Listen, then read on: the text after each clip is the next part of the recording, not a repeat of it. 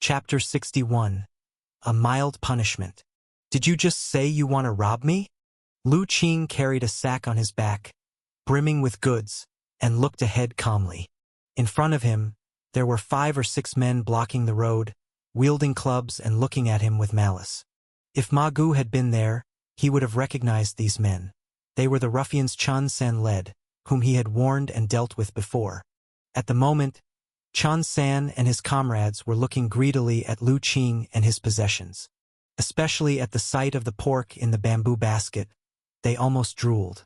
A fortnight ago, they had been beaten up by some folks at the big market and had spent days nursing their injuries. They had even spent every last dime they had. Now, they had not tasted meat for over 10 days. They had initially thought to extort money from 1 or 2 unlucky souls they might encounter on the road. But they hadn't expected such a big fat sheep to show up. Looking at the meat in Lu Qing's basket, and also at the rice and flour, Chen San's eyes nearly emitted a green light. How much might all these goods be worth? Perhaps due to the great changes Lu Qing had undergone recently, Chen San and his gang did not recognize him as the lad they had wanted to rob half a month ago. He was also the very reason why they had been brutally beaten up at the big market. Kid, since you heard us clearly, just hand over your possessions and all your money obediently, Chen San said fiercely. Right, if you don't want to suffer, put down the goods immediately and scram. Otherwise, watch out.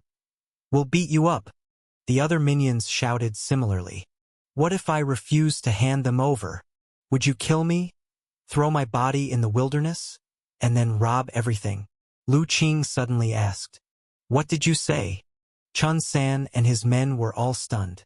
Had this kid gone mad from fear? They had just said they wanted to rough him up. But when had they said they would kill him?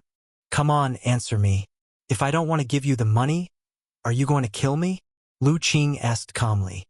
Seeing the calm on Lu Qing's face, Chen San suddenly felt a chill crawl up his spine.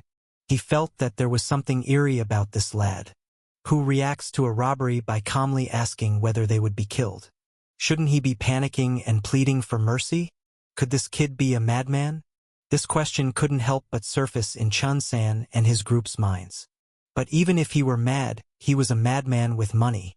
Chen San's group ogled the goods on Lu Qing, their eyes filled with greed. If they managed to steal his goods, they could squander it for several days. With this thought, Chen San's group cast aside the chill they felt inside. Right, if you don't hand over the money, believe us, we'll slaughter you and dump you in the river. Unfortunately, Lu Qing had already seen through their bluster. He looked at the information floating above Chen San's head.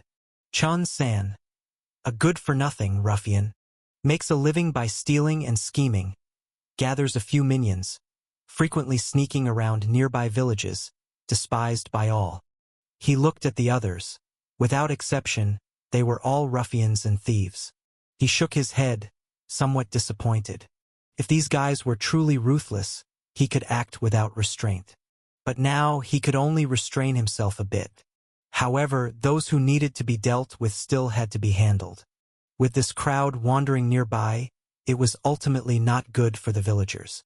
It was him. If today it had been another villager coming to the market, perhaps they would have indeed been robbed by these few. A bunch of waste, having hands and feet yet only thinking of reaping without sowing. Maggots are more valuable alive than you are.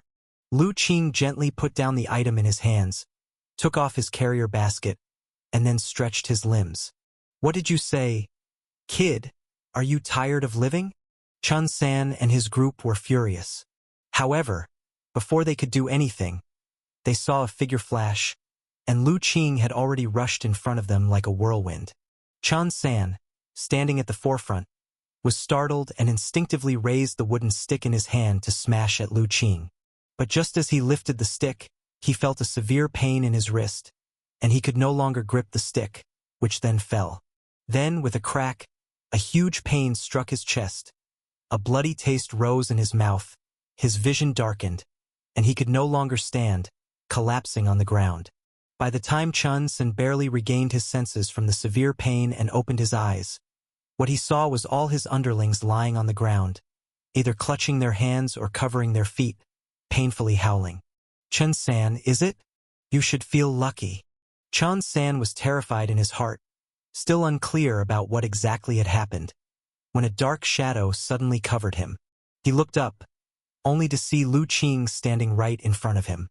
His face against the sunlight was somewhat indistinct.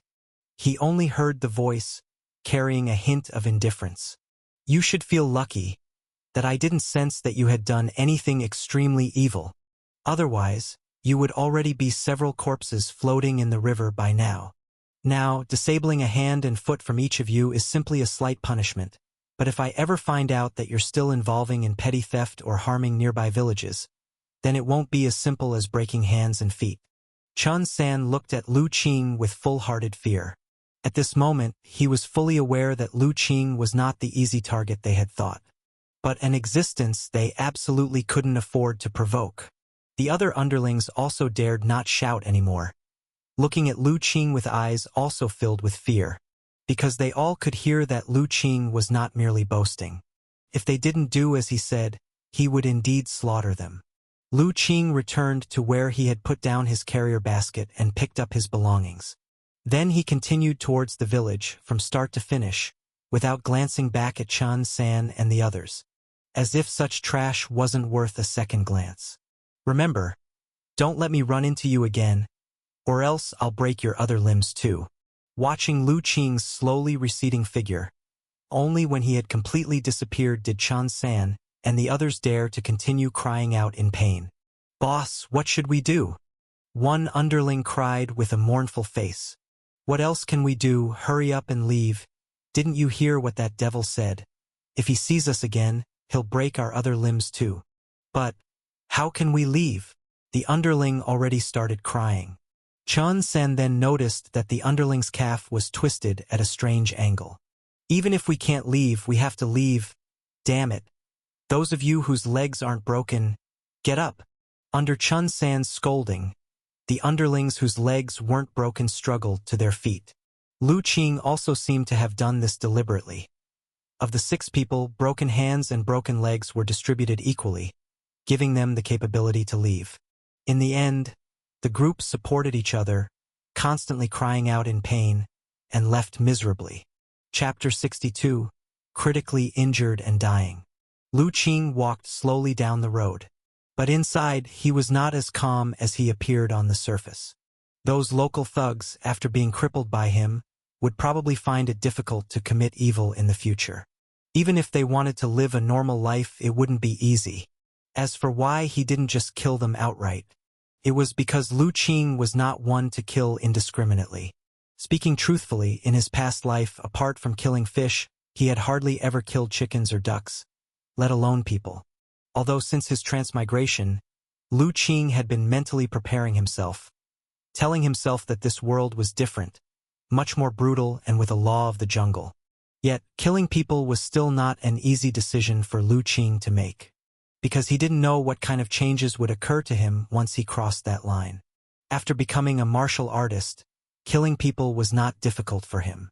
What was difficult was that he wasn't sure if he could remain unchanged after taking that step. If those thugs were irredeemably evil, Lu Qing might have been able to go through with it. But the information from his superpower told him they were not. So, in the end, Lu Qing decided to give them a chance. Indeed, he didn't have the same disposition as those novel protagonists from his previous life, who could start killing decisively without any hesitation right after transmigration. He was, after all, just an ordinary person, Lu Qing thought somewhat self-mockingly. However, after this incident, Lu Qing had at least begun to appreciate the power of a martial artist. Even the weakest Qi blood realm was an invincible existence to ordinary people. In terms of strength, reaction, or defense, the two were simply not on the same level. When Lu Qing taught those thugs a lesson earlier, he could clearly feel it. Their movements and reactions seemed almost like slow motion to him, posing virtually no threat. That's why he could easily break their limbs without suffering a scratch himself. It's also fortunate that martial arts cultivation is not easy and breaking through the Qi blood realm is extremely difficult. Otherwise, I can't even imagine what this world would become, Lu Qing thought to himself. It hadn't taken him long to step into the Qi blood realm. But that was because he had the help of his superpower, the selfless guidance from his master, and the golden loach as a major tonic to make up for his deficiencies in his foundation. Ordinary people practicing martial arts didn't have the conditions he did. Even after 10 or 8 years of practice, they might not even touch the edge of the Chi blood realm. So, as his master said, in this world, anyone who can become a martial artist is extraordinary, at least 1 in 100. Those without talent, who can't grasp the secret of connecting Chi blood, no matter how long they train, will only be slightly more agile and stronger, and can only be ordinary martial artists. They might be able to bully ordinary people, but facing a real martial artist, they would shatter upon contact. While pondering over these things, Lu Qing arrived home. After setting down his things, he felt a sense of relief. Despite some hiccups at the big market, his mood was overall quite good, especially since he had successfully asked Ma Gu to get him a war saber. Thinking that he would own his own war saber in a few days, Lu Qing felt quite excited. Lu Qing had thought it would be another 4 or 5 days before he saw Ma Gu again. However, to his surprise, they met again only a day later. In a back house of a residence at the big market, Ma Gu had a worried look on his face as he called over a subordinate. "Has young Master Wei from the Wei family not come back yet?" "Master Ma, I've been waiting outside, and I haven't seen young Master Wei and his group return yet," the subordinate replied respectfully. "Why are they returning so late today?" Ma Gu felt uneasy. Based on yesterday, they should have been back by now.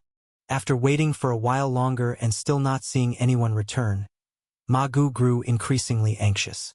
He paced back and forth, constantly reassuring himself. Nothing would have happened.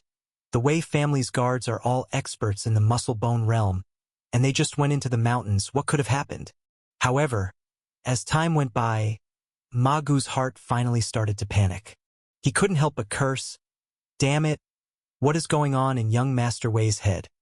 Why did he have to go into the mountains himself looking for a birthday gift?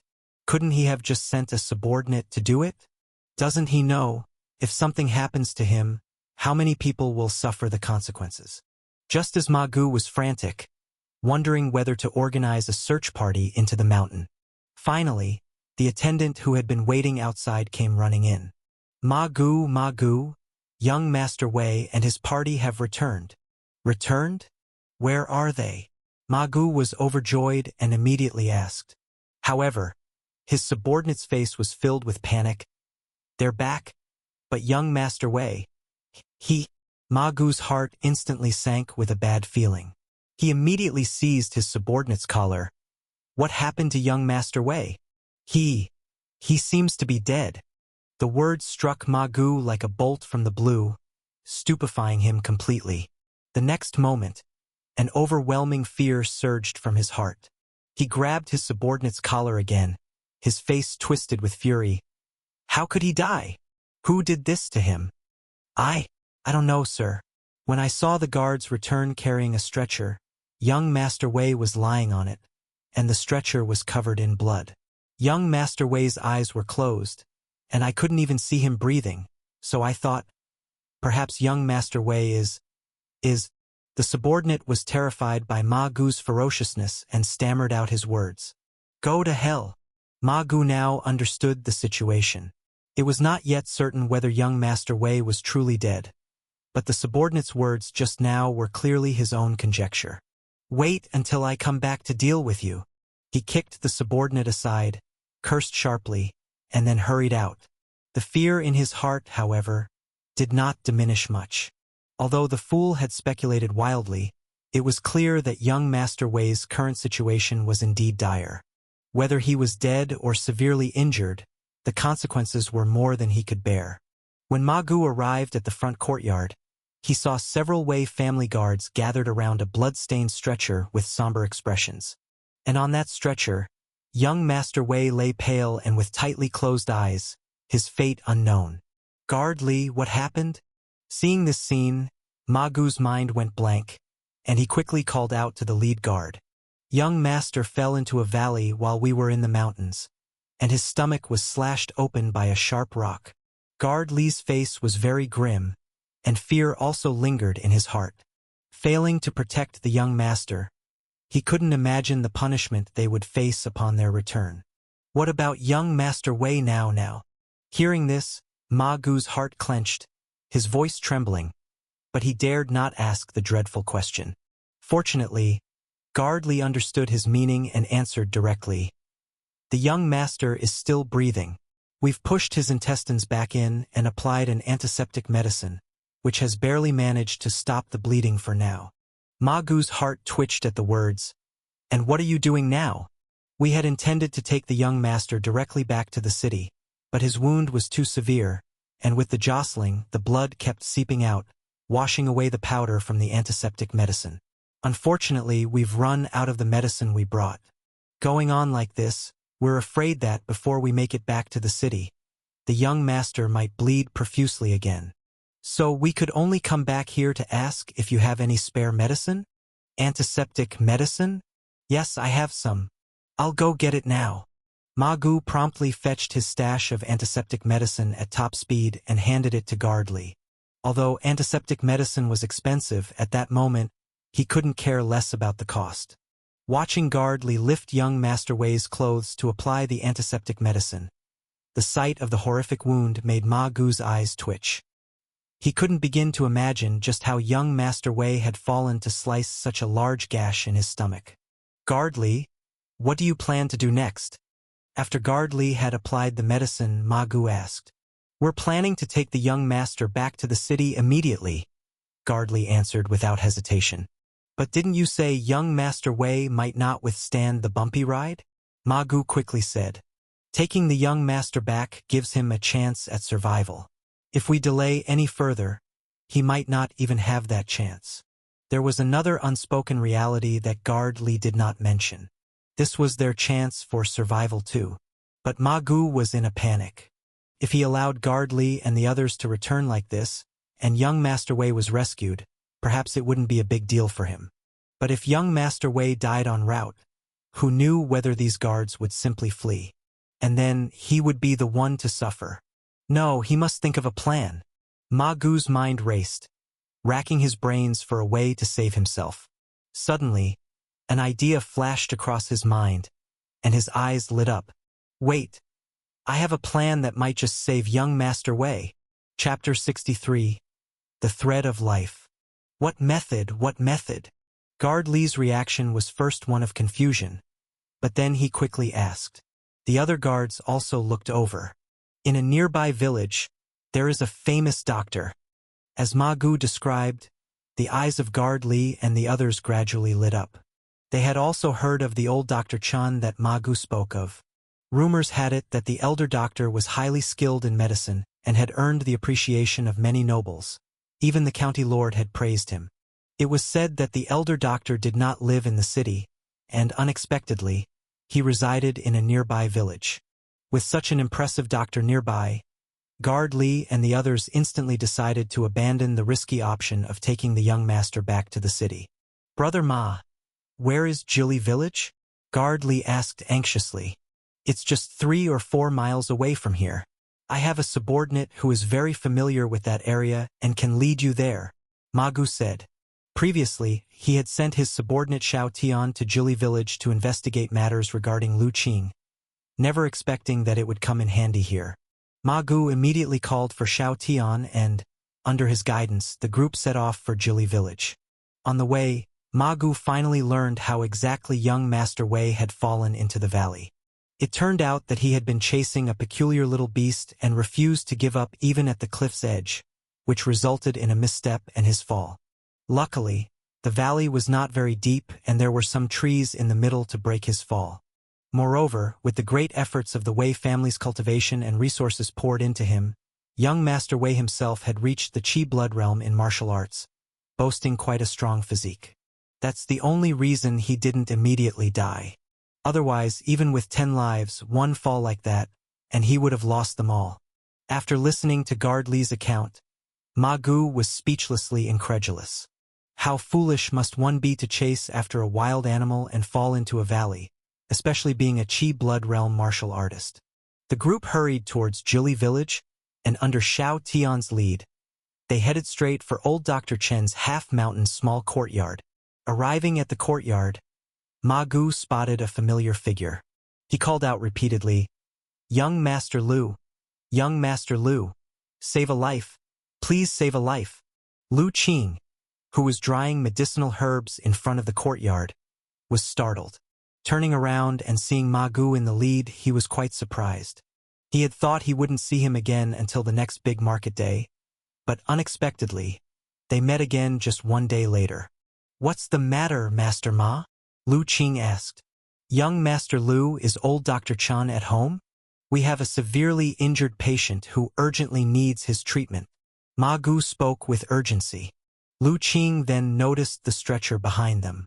Although he was shocked to see that the one lying on it was the well-dressed young noble, he knew the situation was urgent and quickly stepped aside.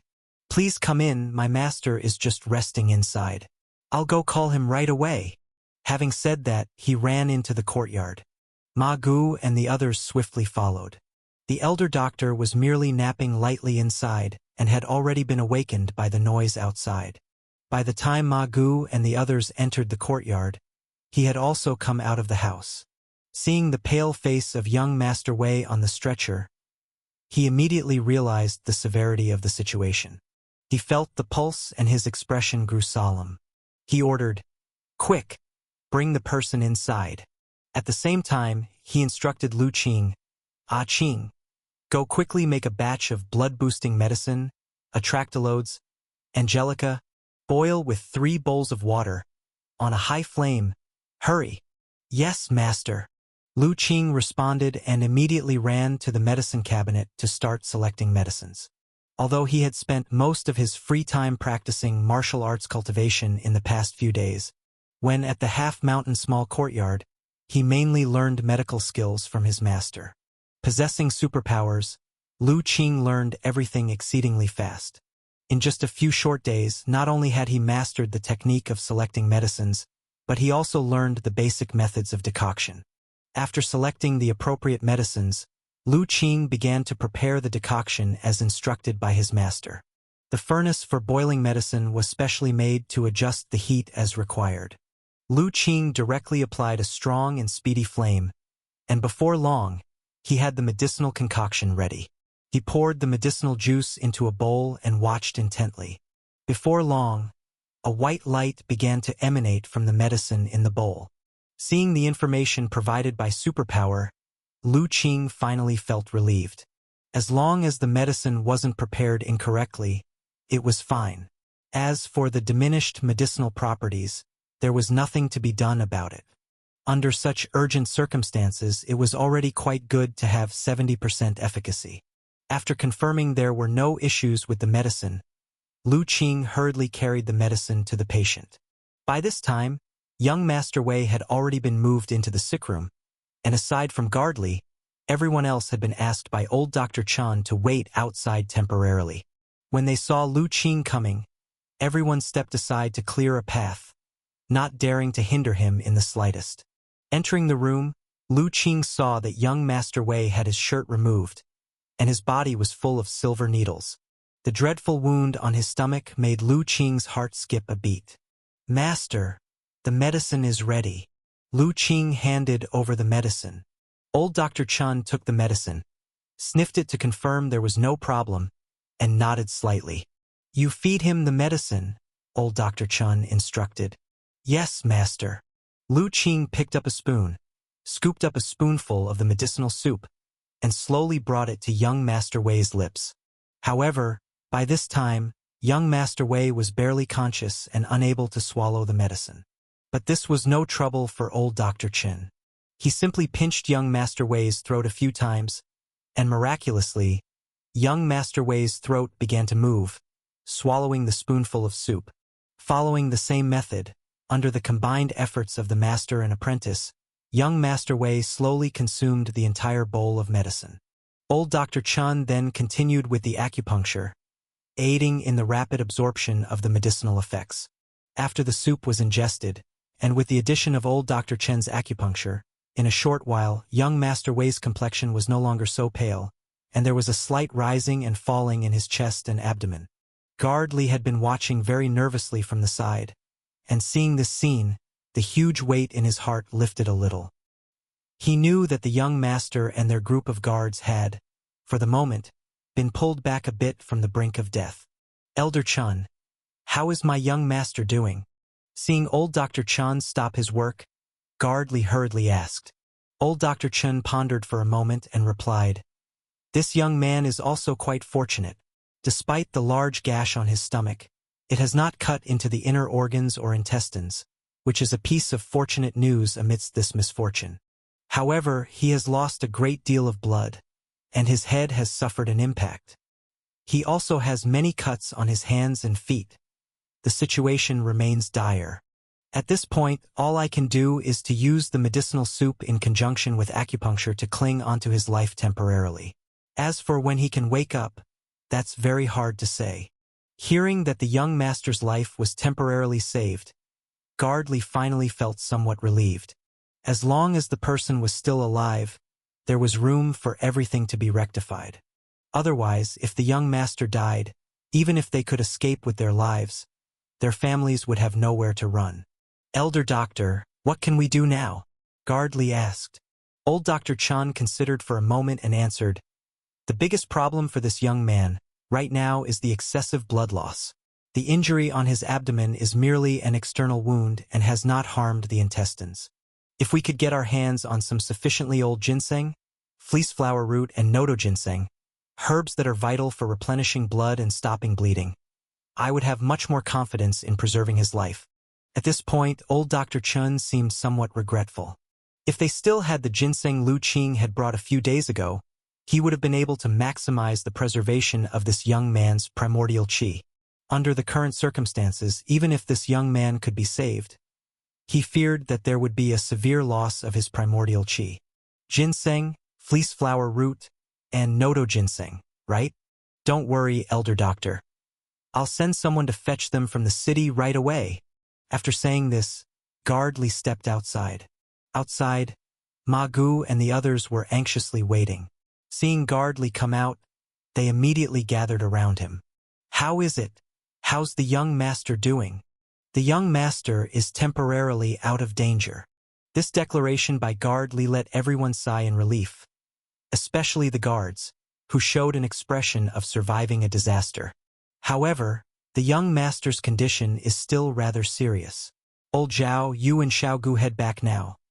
Report the situation here to the family head's lady and ask the lady to go to the medicine storehouse to fetch some blood-boosting herbs like ginseng, fleece flower root, and nodo ginseng."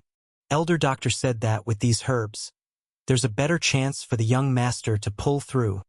Under Guard Li's command, the two named guards accepted the order with solemn expressions and quickly departed. Ma Gu, who was standing by, shifted his eyes upon hearing this. Then he pulled his subordinate, Xiao Tian, aside and gave instructions in a low voice. "You go back and retrieve the war saber hanging in my study for me." Chapter 64. The Gift of a Knife. "Master, please eat something first." Lu Qing brought in some food. Due to young Master Wei's dire condition, the elder doctor had to stand by at all times, barely able to leave the sick room.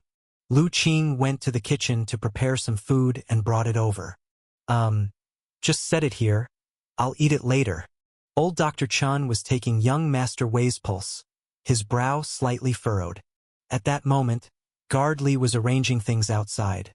Only the master and apprentice and the unconscious young Master Wei were in the sick room. Lu Qing pondered for a moment and asked, "Master, can we save this young master?" "It's hard to say." Old Dr. Chun sighed. "He's lost too much blood. When he was brought in, there was hardly any blood left in his body.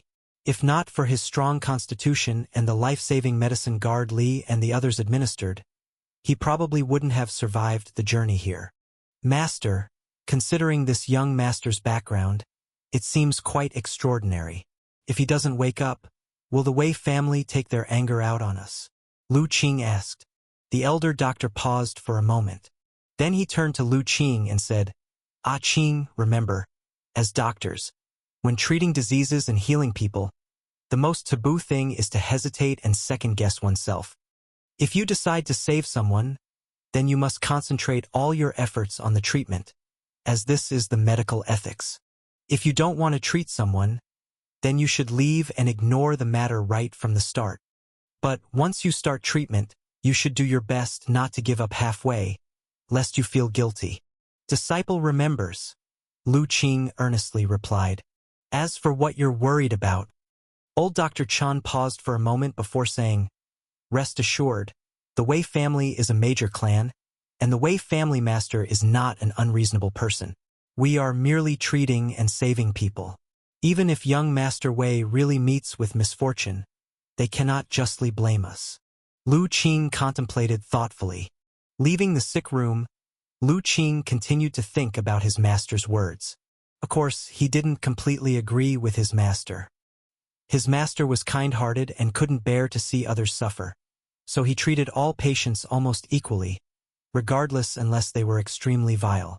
But Lu Qing didn't have such noble sentiments. He preferred to help people according to his own likes and dislikes. However, there was one thing his master said that he did agree with. That was, if you decided to provide treatment, then you should do your utmost to heal so you could be true to your conscience. Young Master Lu, young Master Lu. As Lu Qing mulled this over, he suddenly heard someone calling him. Looking up, he saw Ma Gu outside the courtyard, waving to him. Ma Gu, what's the matter?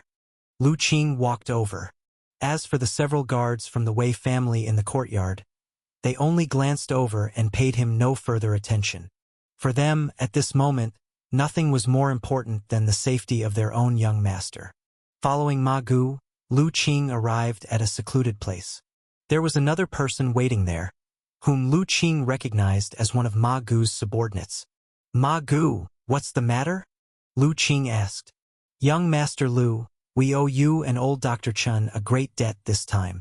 Otherwise, young Master Wei's life would have likely been lost, Ma Gu said with residual fear. If something had actually happened to young Master Wei, you probably wouldn't see me anymore. Ma Gu, you are too kind. The credit goes mainly to my master for being so formidable. I'm just the assistant and didn't provide much help. Lu Qing shook his head and said, Young Master Lu, you are being too modest. With your skill in selecting and preparing medicines, you will surely become a divine doctor as impressive as your master. Ma Gu wasn't someone who knew nothing. In the previous emergency situation, Lu Qing was still able to perfectly follow old Dr. Chen's instructions, quickly preparing the life-saving medicine needed. That couldn't be done without a good psychological quality and solid foundation in medical knowledge. And according to the investigations of his subordinate Xiao Tian, Lu Qing had not been a disciple of the elder doctor for very long. To have grown so much in such a short period of time. Lu Qing's medical talent was probably not inferior to his martial arts talent. Such a young man with outstanding martial arts and medical skills was increasingly valued in Ma Gu's heart. Young Master Lu, didn't you mention last time that you wanted a war saber? I have brought one for you. Ma Gu continued before Lu Qing could be modest again. So soon? Lu Qing was surprised. Didn't you say it would only be available after the next big market day? When it comes to young Master Lu's matters, I naturally pay more attention. Ma Gu motioned to his attendant behind him. Xiao Tian, bring the saber here. Xiao Tian, who was behind him, immediately presented the long saber he had been cradling in his arms with both hands. Ma Gu took it and handed it to Lu Qing. This war saber was meticulously forged by a master blacksmith in the city. It can slice through iron like mud, is very sturdy, and its design is simple, which fully meets young Master Lu's requirements.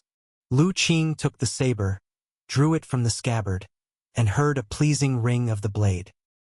He looked at the war saber in his hand, noticing the finely detailed patterns, the exceptionally sharp blade, and the chilling aura that made his skin bristle. After he sheathed the saber again, Lu Qing said in confusion, Ma Gu, this saber must be quite valuable. I don't have enough silver to afford it. Even though Lu Qing was not very familiar with swords, he could tell at a glance that the war saber in his hands could not be bought for just a few dozen silver taels. How could I ask young Master Lu to pay for it? Consider this saber a gift from me, Ma Gu said. That's not acceptable, it's too valuable. Lu Qing shook his head, offering the saber back. Young Master Lu, there's no need to refuse, Ma Gu quickly said. This time you and your master saved young Master Wei's life, which means you also saved my life. How could a mere war saber repay such a debt? So please, accept this saber." The two went back and forth, pulling at each other, until finally, Lu Qing really grew impatient. He simply said, "How about this? If that young master's condition becomes clear and he truly wakes up, then I will accept the saber. If Wei Xiao really faced any critical situations, he could just bring out the century-old ginseng from his home. Okay, we'll do as young Master Lu says. For now, I'll leave the saber with you, young master. If young Master Wei wakes up, the saber will be yours. If he doesn't wake up, I'm afraid I won't be alive to keep it either." Facing Ma Gu's sticky attitude, Lu Qing didn't know what to say anymore. So, in the end, the saber remained temporarily in Lu Qing's possession. However, this also aroused a slight curiosity in Lu Qing about the Wei family.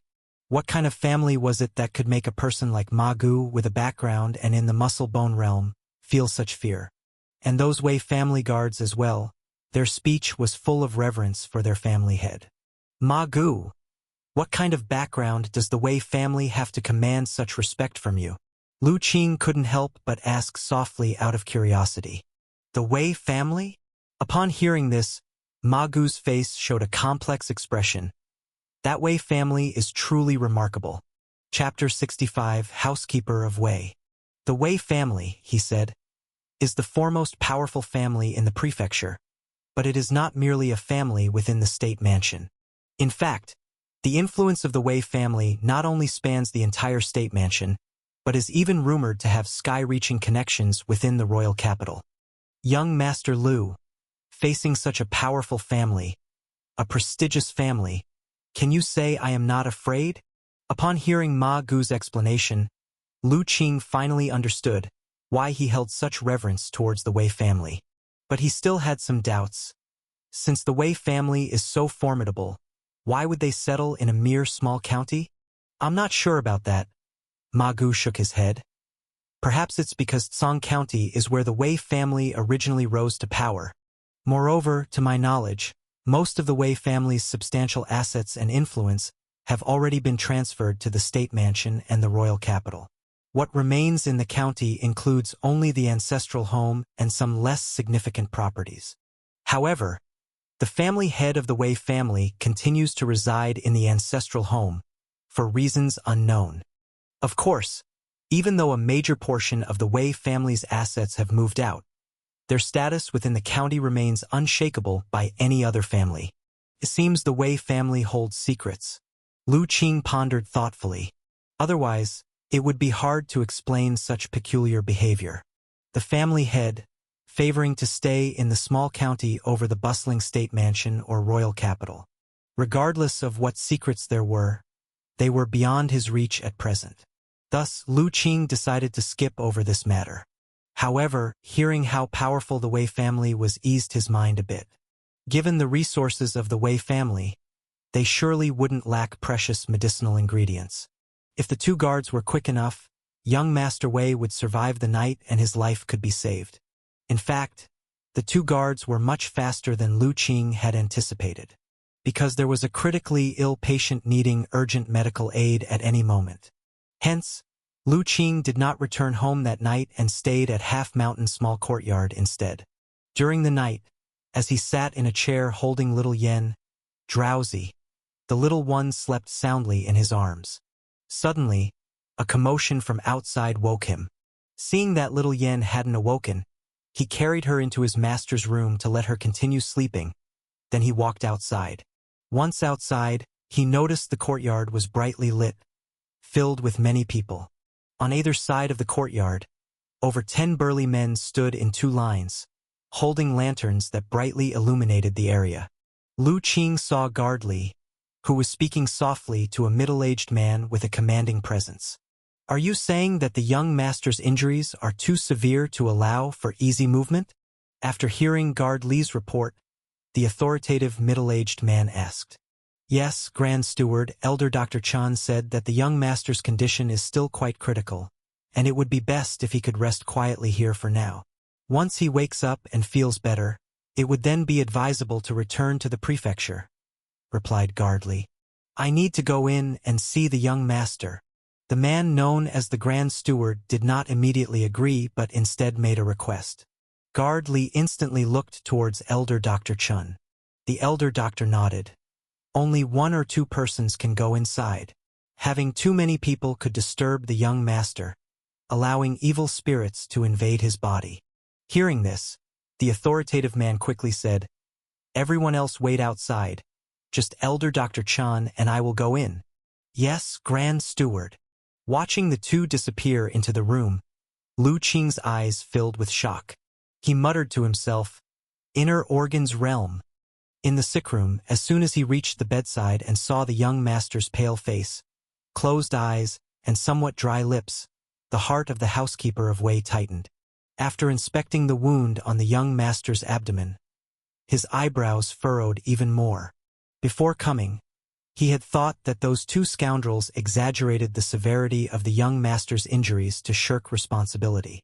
Now it seems that those 2 rascals not only didn't lie, they even understated the severity of the injuries. What life is already saved, the injuries stable. The Grand Steward, who also knew some of the principles of medicine, could clearly see that the current state of the young master was indeed hanging by a thread and he could die at any moment. And this was after the doctor's treatment. One daren't imagine what state the young master was in before this. Recalling the previous instructions of the family head, the housekeeper of Wei turned around and deeply bowed to old Dr. Chun. Many thanks to old Dr. Chun for saving our young master's life. This grace and kindness, the Wei family will definitely keep in mind. It's not necessary to be so formal, I just did my duty as a doctor. Old Dr. Chun waved his hand. Moreover, your young master has not yet completely escaped danger. It's too early to say such things. The housekeeper of Wei quickly said, I heard that old Dr. Chun needs ginseng and nodo ginseng. Before I came out, the family head specifically ordered me to bring a lot of herbs. Please follow me out to choose some. Oh, you brought the ginseng? Old Dr. Chen's spirits lifted. Although his medical skill was excellent, without good materials, even with his skills, he couldn't perform well. The 2 returned to the courtyard. Bring up the chest.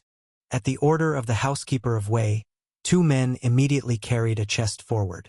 Opening the chest, inside were several long boxes. The housekeeper of Wei went forward and opened those boxes. Inside were all top-quality herbs that were dried and ready for use. There were even more than 10 roots of ginseng alone. Lu Qing saw that some of them were even larger than the 2 that the little beast had brought him. Lu Qing couldn't help but be amazed. As expected from a great family, their foundation was indeed profound, casually bringing out so much century-old ginseng. Old Dr. Chun, please use any of these herbs as you need. If they aren't enough, I will send someone to fetch more from the mansion. The housekeeper of Wei respectfully said. We won't need so much. Old Dr. Chun chuckled lightly, only taking a few boxes from the chest, ginseng, Polygonum multiflorum, and nodo ginseng, 1 box of each. I will go now to the pharmacy to prepare the medicine. You all also rest a bit from your journey. If there is anything, just instruct my disciple here. Old Dr. Chun pointed towards Lu Qing. The housekeeper of Wei immediately bowed again towards Lu Qing. Thank you, young master. It's no trouble. Just call me if you need anything. Lu Qing hurriedly returned the bow. At the same time, he once again marveled inwardly. As expected from someone from a great family, this steward clearly held a high and powerful position within the Wei family, a real authority figure with stern authority. You could tell by the way Guard Li and the others regarded him, it was a respect that came from deep within their bones. Moreover, it had previously been revealed by his superpower that this steward was a martial arts master of the internal organ realm. Yet, such a figure, when in need, was still able to give and take respectfully, fully giving face to others without any arrogance or bullying by power. For a steward to have such magnanimity, no wonder the Wei family had evolved from a county-level family to a powerful and influential great family. Old Dr. Chun was quick in preparing medicine, and by that night, he had the prescription ready and boiled. In front of the housekeeper of Wei, he then fed the life-saving broth to young Master Wei. A bowl of herbal medicine went down, followed by old Dr. Chen's acupuncture to enhance the effect. It wasn't long before the housekeeper of Wei saw that on his master's pale face, a hint of color finally appeared. The breathing also became more stable, no longer the thread-like breath. This change greatly uplifted the spirit of the housekeeper of Wei and also strengthened his confidence in old Dr. Chen. What made the housekeeper of Wei even more delighted was that the next morning, as the sun was just rising, he saw his master's eyelids twitch. Chapter 66. Waking up, with a wronged look in the eyes. Master, master! Housekeeper Wei saw young Master Wei's eyelids twitch and couldn't help but softly call out. Finally, under his calling, young Master Wei slowly opened his eyes. At first, there was only confusion in his eyes, but after a long while, they gradually regained their brightness. Where am I? Master, you've finally woken up. Housekeeper Wei's face showed excitement, and he was close to tears. Unso hai?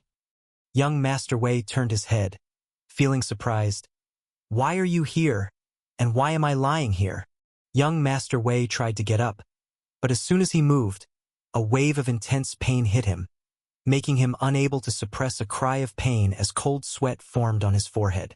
Do not move, your wound has not yet healed. Be careful not to burst it open again. Old Dr. Chen gently pressed down on his body and took out a silver needle, inserting it a few times into his body.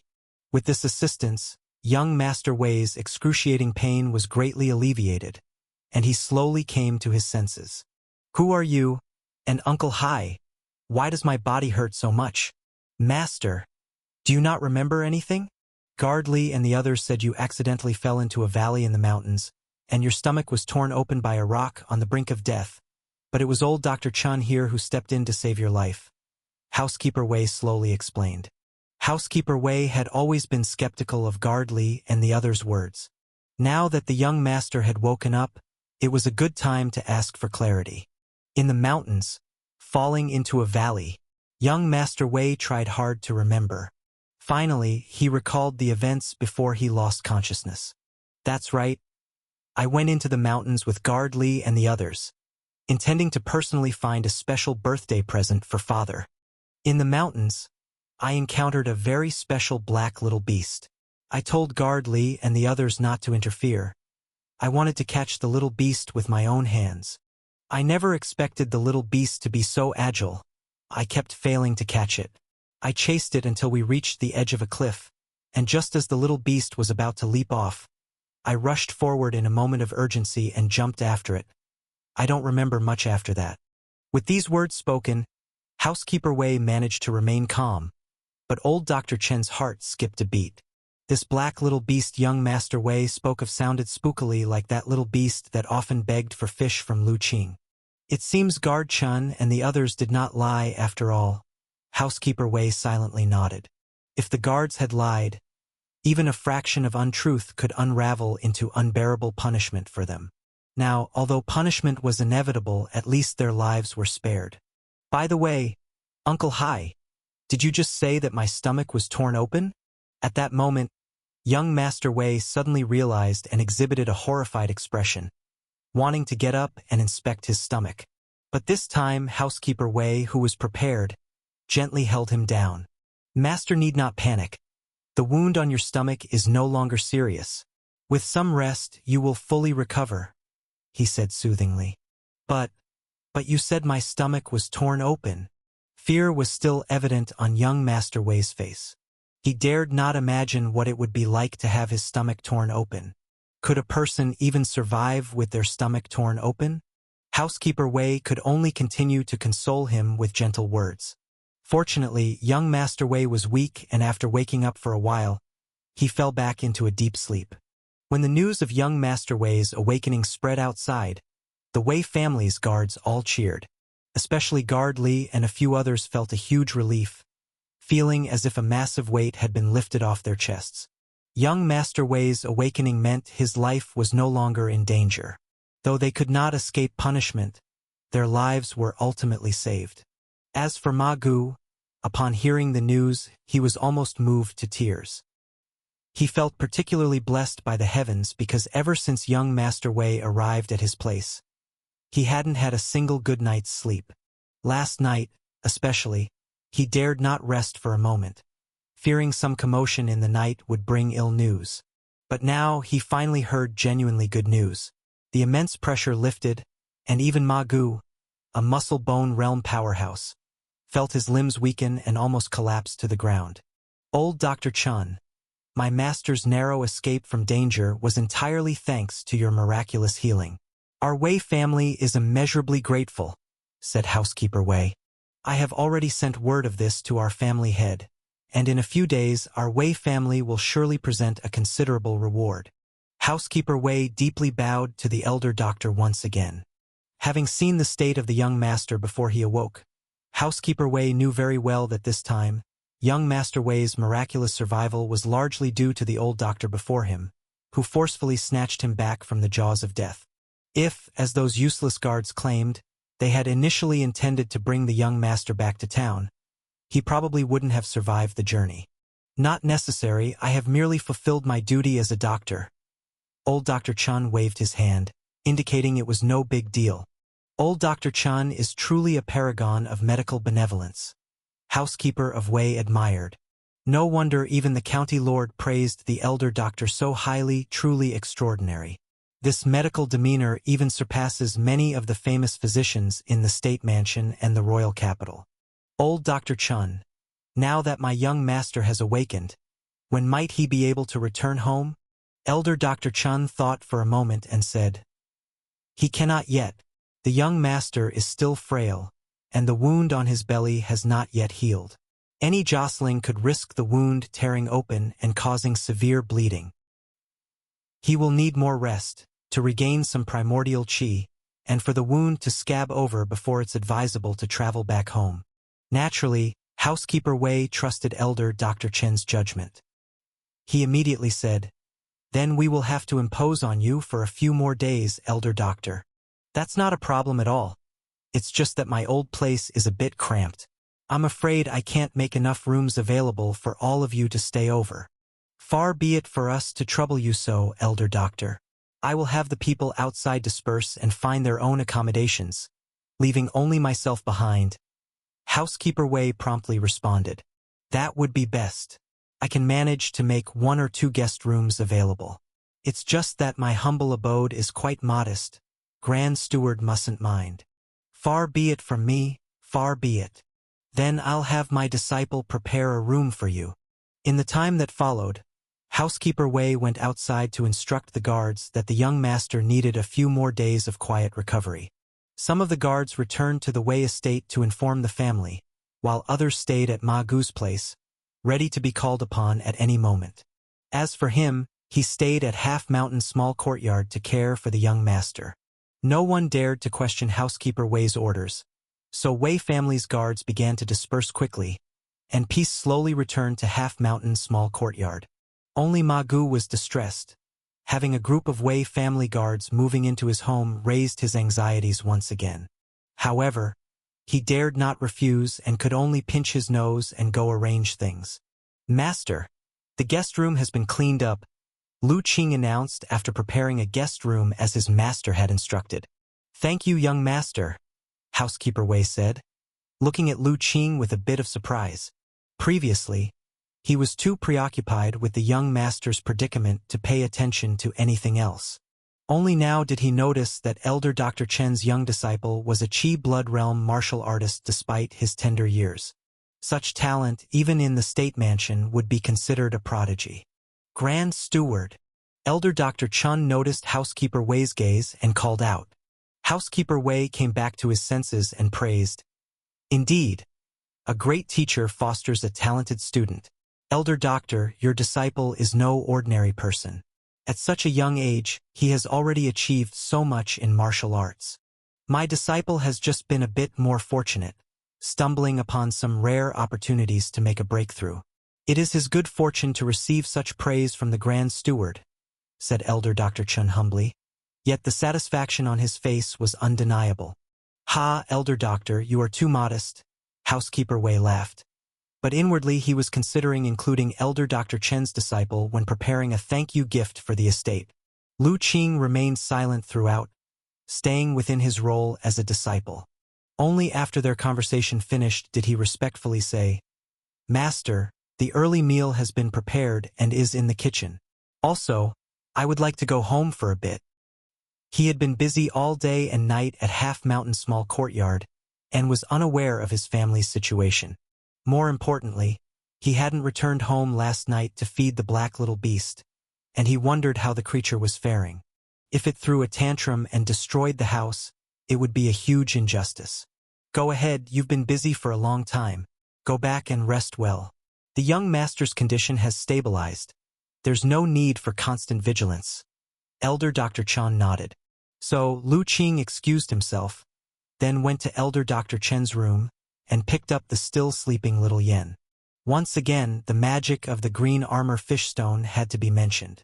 Despite the chaos in the courtyard last night, little Yen had not woken up, sleeping soundly in the room, in an "I won't wake until it's time" fashion.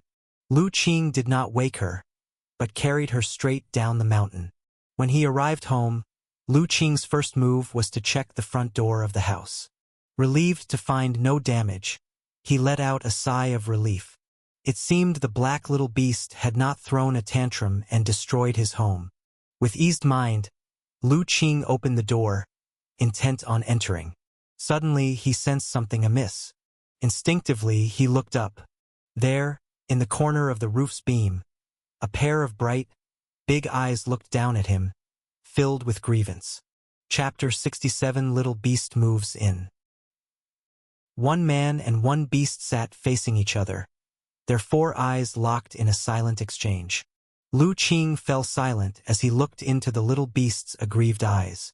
He hadn't expected the little thing to actually hide up here, and by the looks of it, it seemed to have been guarding this spot all night. "Little guy, have you been waiting here all night?" After a long silence, Lu Qing asked. The little black beast didn't move, but the look of distress in its eyes only grew more intense. "Sorry, I had something to do last night and wasn't home." The little black beast still didn't move, but a glimmer of moisture appeared in its eyes. Seeing the little black beast looking like it was about to cry, Lu Qing felt a surge of guilt for reasons he couldn't explain. If he wasn't mistaken, this little thing was still just a cub, wasn't it? And besides, it could be considered his creditor. After all, he had taken a century-old ginseng from it without giving anything in return. "How about you come inside with me?" Lu Qing tentatively asked. "I still have some fish left in the kitchen."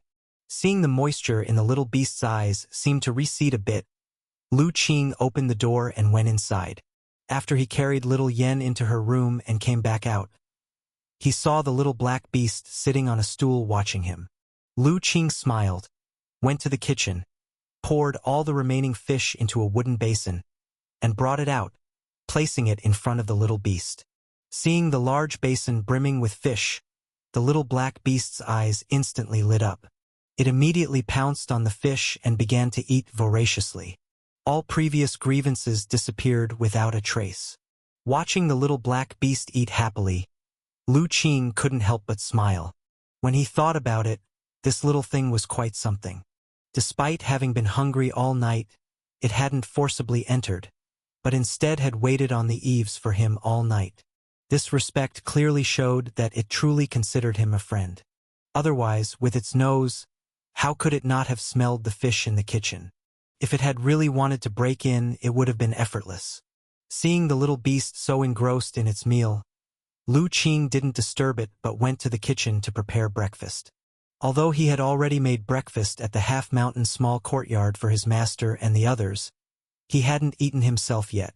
He set up a pot of congee, adding some minced meat to it, and let it simmer slowly. Then Lu Qing went to take a bath. He had been preparing medicine for the past 2 days and had sweated a lot, not to mention being in the smoky pharmacy, so he felt sticky and terribly uncomfortable.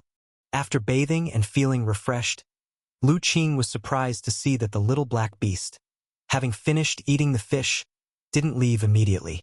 Instead, it sat leisurely on the stool, grooming its paws and washing its face. As for the large basin of fish on the floor, much of it remained. What a rarity! Lu Qing marveled. This was the first time he had seen the little black beast leave any fish behind. Usually, whenever he fed it, it would clean out all the fish.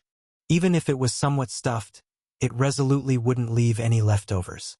This time he had put in twice the usual amount of fish, and the creature finally hadn't been able to finish it all. But this still surprised Lu Qing. "Little guy, when do you plan on leaving? I'm about to wake little Yen for breakfast." Lu Qing knew that. Aside from himself, the little black beast didn't seem to like interacting with other people. Usually, when it came to eat fish at night, it would always wait until little Yen was asleep. However, what he didn't expect was that the little black beast seemed to ignore his words. It just walked over to a corner, jumped onto a cabinet, curled up, and fell into a deep sleep. "Lu Qing, I'm really going to wake little Yen up, okay?" The little beast still didn't move. What's with this guy being so out of character today? Lu Qing found it odd. "You can keep this stance if you want, but later, when little Yen sees you and gets excited, you better not hurt her." Lu Qing reminded the little beast, then went into the room and called little Yen to wake up. After urging the sleepy little one to wash her face and brush her teeth, Lu Qing brought over the congee he had prepared. While drinking the congee, little Yen wasn't yet fully awake. She was just mindlessly sipping on her congee, her gaze blurry and unfocused, staring at something across from her without really seeing it. Gradually, her eyes began to focus, and they grew wider and wider. "Brother, what's that?" Little Yen pointed at the dark shape on top of the cabinet in front of her and hurriedly asked. "Oh, that—" Lu Qing glanced up and seeing the beast was still motionless, replied, "That's the black little beast you've been wanting to see every night but somehow never could." "That's the little beast?" Suddenly, the little one couldn't even keep drinking her congee. She immediately hopped off the stool and scurried to the bottom of the cabinet, looking up. But being so small, she couldn't see the black little beast on top of the cabinet from down there. Little Yen became so anxious she was practically pacing in circles. She thought for a moment, ran back to the table, grabbed a stool and planned to stand on it to see the little beast. Lu Qing saw this and hurried over to stop her. "Don't bother it. Be careful, it might scratch you." With that said, the black little beast didn't seem pleased. It stood up, stretched lazily, then let out a gentle call towards little Yen. Little Yen immediately brightened up. "Brother, look, the little beast says it won't scratch me." Lu Qing. He couldn't tell that was what it meant, but he did feel that the little beast was showing friendliness towards little Yen. After a moment's thought, he no longer stopped little Yen from making contact with it. Having spent time with the creature, Lu Qing knew the black little beast possessed high spiritual wisdom and was scarcely different from humans. Since it was showing friendliness, it seemed it didn't reject little Yan's presence. "All right then, go ahead and make friends with it," said Lu Qing. Then he warned the little beast, "Little thing, remember not to bully my sister, okay?" The black little beast gave Lu Qing a disdainful look, then jumped down from the cabinet lightly and went over to little Yen, nuzzling her hand with its head. And then it provocatively glanced at Lu Qing. Little Yen was even happier now. She excitedly shouted to Lu Qing, "Brother, the little beast wants to be friends with me." Lu Qing saw the triumphant look on the black little beast's face. So, this little thing was deliberately showing off in front of him. However, he was relieved that the two little ones could get along peacefully. He let his guard down and said with a smile to little Yen, "Since that's the case, you should be good friends with it. It's very powerful, so make sure not to upset it. Okay?" "Don't worry, brother, I won't," little Yen happily replied. The black little beast, upon hearing Lu Qing praising its might, also displayed a pleased expression. These bipedal creatures really had some insight, recognizing its power. Little beast, can I pet you?" What followed was a time for the two little ones to interact with each other. Lu Qing, seeing they were getting along fairly well, decided to leave them to it. And seeing that little Yan's bowl was almost empty, he began to put away the dishes in the kitchen. Just as he finished washing up, he saw little Yen scampering in. Brother, let's give the little beast a name, shall we?" Chapter 68 Lu Xiaoli. Naming it? Lu Qing wiped his hands. Yeah, the little beast and us are friends now, and all my friends have names like Big Girl, Little Ho too. They all have their own names. Little Yen counted on her fingers, earnestly adding, so the little beast should have its own name too. Is calling it Little Beast not good? Little Beast doesn't sound nice, and there are lots of animals called little beasts. We need to come up with something special. The little one shook her head. Lu Qing really wanted to say that even names like Big Girl, Little Ho too were pretty commonplace outside. He thought for a moment, seeing the black little beast peering curiously into the kitchen from outside. He asked, Little thing, what about you? Do you want a name too? The black little beast's eyes showed a moment of contemplation. Then it nodded. Brother, look, the little beast wants to have its own name too, Little Yen said happily. Since that's the case, then let's pick one. Seeing that the black little beast also felt that way, Lu Qing didn't refuse any longer. Only what would be a good name? Lu Qing considered for a while, then had a sudden inspiration. How about Little Li? Does that sound good? Little Li. Little Yen tilted her head. A look of puzzlement also appeared in the black little beast's eyes.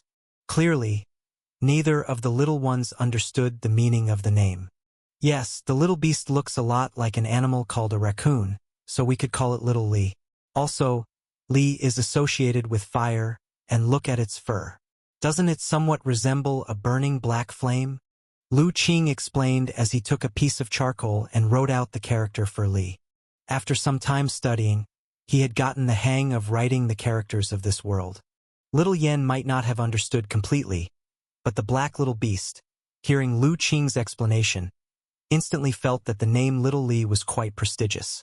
It gazed steadily at Lu Qing, its eyes shining. You like the name? Lu Qing noticed its reaction and understood. Then from now on you'll be called Little Li. As for a surname, you can take one if you want or leave it if you don't. If you'd like to take a surname, you can have ours and be called Lu Li or Lu Xiaoli. That's great, little beast, you have a name now. Little Yen beamed. You're called Little Li, and I'm called Little Yen. Our names sound pretty similar, don't they? Emotion glistened in the black little beast's eyes, bright and sparkling. With a name now, the black little beast's stay at the Lu family's home felt even more fitting. It and Little Yen began chasing each other around the house, playing together. Of course, it was mostly Little Li amusing Little Yen. Otherwise, with its speed, even 100 little Yens wouldn't be able to touch it. By the way, Little Li, I want to ask you about something. Lu Qing saw the black little beast playing happily and suddenly remembered something. Little Li paused and looked towards Lu Qing. Yesterday, was someone in the mountains chasing you? Trying to capture you? Lu Qing recalled the conversation he had overheard from the Wei family's guards last night. They had said that their young master had fallen into a ravine while chasing a peculiar black little beast in the mountains. At that time, he had suspected whether the little beast was Little Li, and now was a good time to ask. Little Li cocked its head, then nodded. The one trying to capture you, were there 6 or 7 people in total, with one about my age? Little Li nodded again. Lu Qing broke into a sweat. It really was that fellow. His expression immediately turned serious. Little Li, stay inside the house for the time being. Don't go out. If other people come by, find a place to hide and don't let them see you. Got it. Little Li nodded. It wasn't keen on meeting other people anyway. Lu Qing turned his head again and reminded his sister. And Little Yen, once we're outside, you must not mention anything about Little Li staying at our house, even to your friends. Otherwise, Little Li could very likely be taken away by others. Then you would never be able to see Little Li again. Do you understand? I understand. Little Yen won't tell anyone about Little Li, replied Little Yen. The moment the little one heard she might never see Little Li again, she immediately tightened her little face and answered earnestly. She had finally become friends with Little Li and did not want to lose it. Seeing Little Yen complying, Lu Qing finally relaxed a bit. He was always fairly confident about the little one's ability to keep a secret. For example, there was a considerable amount of silver in the house that he had warned her not to talk about, and until now, she hadn't let slip a word. It wasn't that Lu Qing was being overly cautious. Although it was true that young Master Wei had fallen into the valley by himself, in the end, it was still related to little Li. This time young Master Wei had nearly lost his life, and even though he was recovering, his body had been greatly weakened. In the future, it would likely take many precious medicinal materials to heal completely. Having suffered such an ordeal, who could say he wouldn't harbor resentment towards little Li? It would be fine if he never saw little Li, but if he did, he'd probably try to catch it for revenge. Lu Qing remembered well that the guy's character was not exactly pleasant. Although little Li was a red-light spiritual beast and, in his assessment of superpowers, on the same level as the inner organ realm, Lu Qing didn't think it could defeat the guards of the Wei family if it really came down to it. Human methods of combat were too varied, and their schemes were too cunning, not something a simple spiritual beast could understand.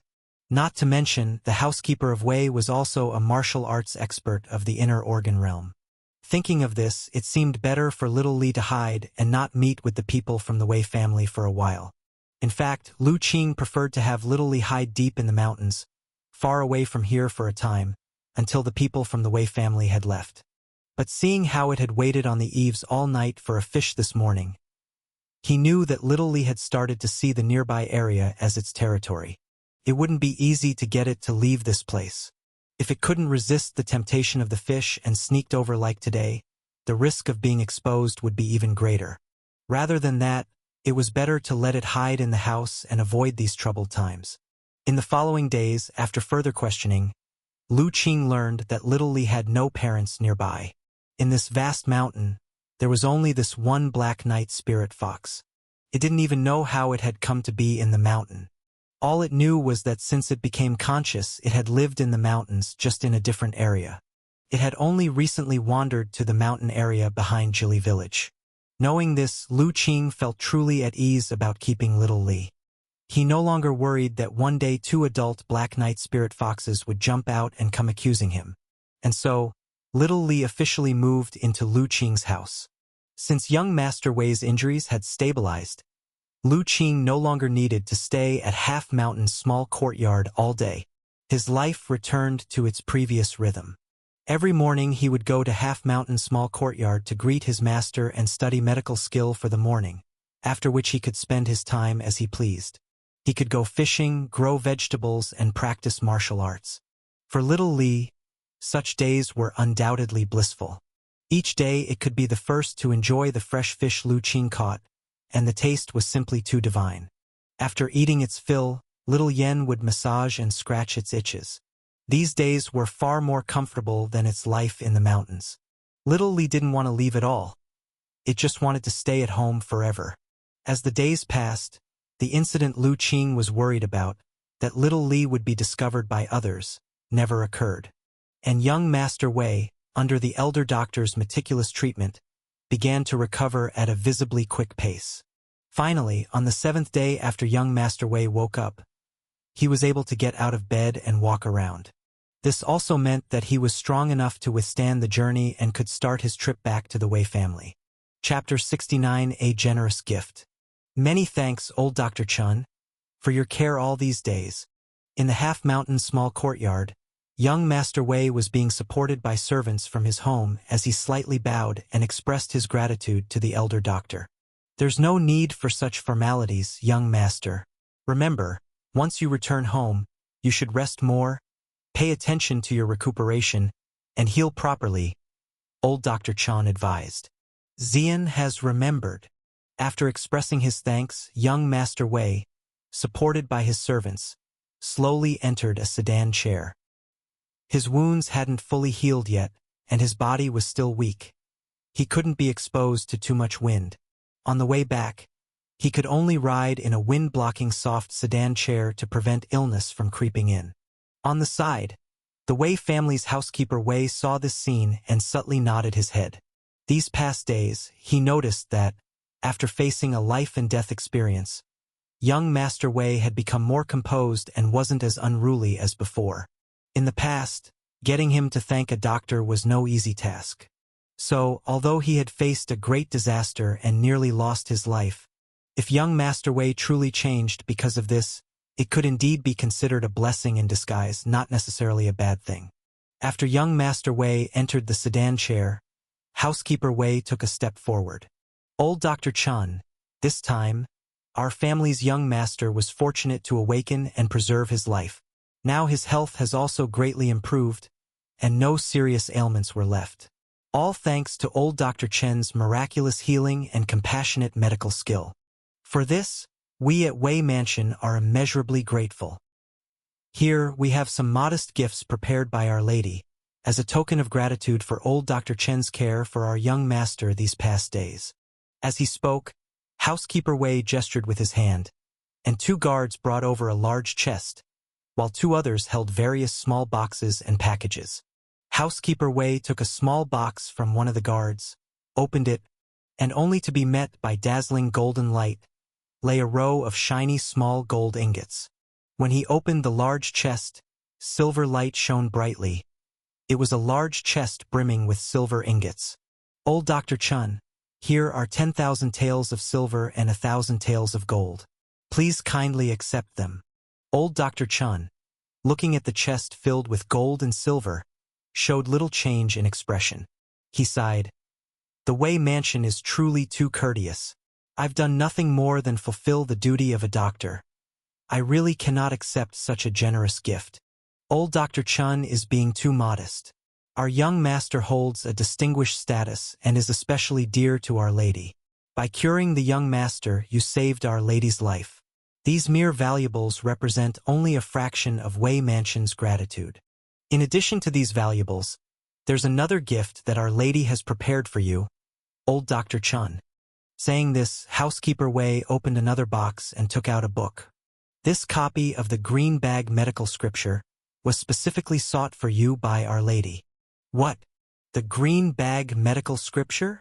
Old Dr. Chun, who had intended to decline further, suddenly exclaimed in shock. Is it the very Green Bag Medical Scripture written by the legendary medical saint? Yes, indeed, it is the Green Bag Medical Scripture that encapsulates the lifelong dedication of the legendary medical saint. Housekeeper Wei confirmed with a smile. At this point, old Dr. Chun found he could no longer utter words of refusal. The Green Bag Medical Scripture, attributed to the legendary medical saint, had an immense allure for someone like him who was deeply devoted to the medical arts. He had long revered this medical scripture. Unfortunately, any family that obtained the Green Bag Medical Scripture would keep it secret as a family heirloom, never to be lightly shown to others. And so, for the first half of his life, he never had the chance to behold this medical treasure that countless doctors had longed for. Now, when he heard that the Wei Mansion was offering the script, Housekeeper Wei saw the hesitation on old Dr. Chen's face. With a clear laugh, he said, Old Dr. Chun, why bother with such reservations? This Green Bag Medical Scripture can only show its true value in the hands of an eminent and compassionate physician like yourself. Healing the sick and saving lives, aiding the wounded and dying. This is the creed of doctors. I believe that when the medical saint originally wrote this book, he did not wish for his life's work to be put away and used, but rather hoped it would save countless lives and help physicians better heal and treat patients.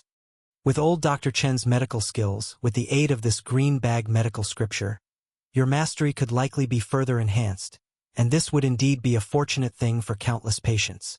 Hearing this, old Dr. Chen's heart brightened. He joyfully accepted the medical scripture and laughed. The Grand Steward speaks the truth. It seems I, the old man, was being narrow-minded. Lu Qing, observing all of this, silently noted the adeptness. This housekeeper of Wei truly was extraordinary. With just a few words, he had persuaded his master to accept the gratitude gift. However, what Lu Qing did not anticipate was that, after offering the Green Bag Medical Scripture, Housekeeper Wei turned his gaze toward him. As for young Master Lu and Miss Lu, Our Lady has also prepared a small token of appreciation for you. Lu Qing was startled. Little Yen and I are getting a thank you gift as well? Of course. When I heard that our young Master Wei had just been brought in, young Master Lu spent day and night in the pharmacy dispensing and boiling medicine, contributing a great deal. This act of kindness is naturally something we at the Wei family cannot overlook.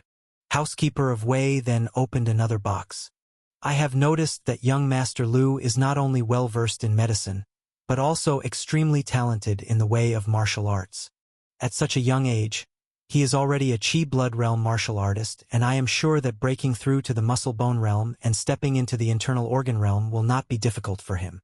As for medical expertise, with Elder Dr. Chen's teaching, young Master Lu is bound to have a smooth path ahead in medicine, and becoming a great doctor is merely a matter of time. There is no need for us to gild the lily. However, in the way of martial arts, talent is certainly important, but cultivation resources are also indispensable.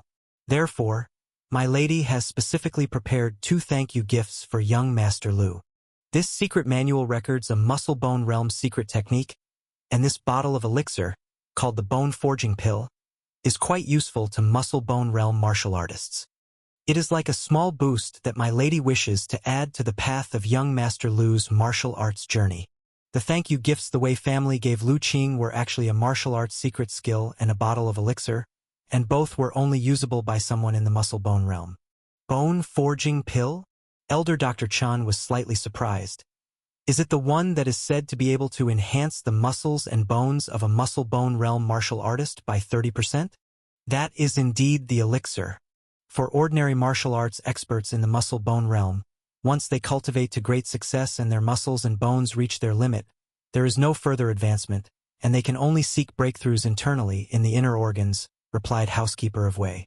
And this bone forging pill can break this law, allowing even a martial arts expert with muscles and bones at the limit to increase their strength by another 30%. Upon hearing this, Lu Qing realized how precious these 2 gifts were. Setting aside the secret technique of the Muscle Bone Realm for a moment, the bone forging pill was incredibly valuable. An elixir that can break limits and enhance a martial artist's foundation and potential was highly precious no matter where it was found. In the eyes of some Muscle Bone Realm martial artists, the thank-you gift given to him by the Wei family was perhaps even more valuable than the one given to his master. Master! Feeling the value of the thank-you gift, Lu Qing didn't reach out to accept it immediately, but instead looked towards the elder doctor. Elder Dr. Chun also felt that the gift was too valuable. However, after thinking about it, he had accepted the green bag medical scripture, a medical treasure. Why then should he show such false modesty? He nodded to Lu Qing. Since it is the Wei family's kindness, you should accept it. Only then did Lu Qing reach out and take the box. Seeing Lu Qing accept the thank-you gift, Housekeeper of Wei showed a smile. No one knew that the thank-you gift for Lu Qing was actually his proposal to the lady. During the period when Housekeeper of Wei stayed at the Half-Mountain Small Courtyard to take care of young Master Wei, he saw Lu Qing every day. And then he discovered something astonishing. Lu Qing was a genuine martial arts prodigy. Although Lu Qing never cultivated in front of him, he could feel that the Qi blood power within Lu Qing was more vigorous day by day. The speed of his progress was shocking even to him, who was accustomed to seeing all kinds of talented youths. Especially when he heard from villagers occasionally coming from Sevenli village to seek medical treatment, that Lu Qing had only been officially accepted as Elder Dr. Chen's disciple for just over a month.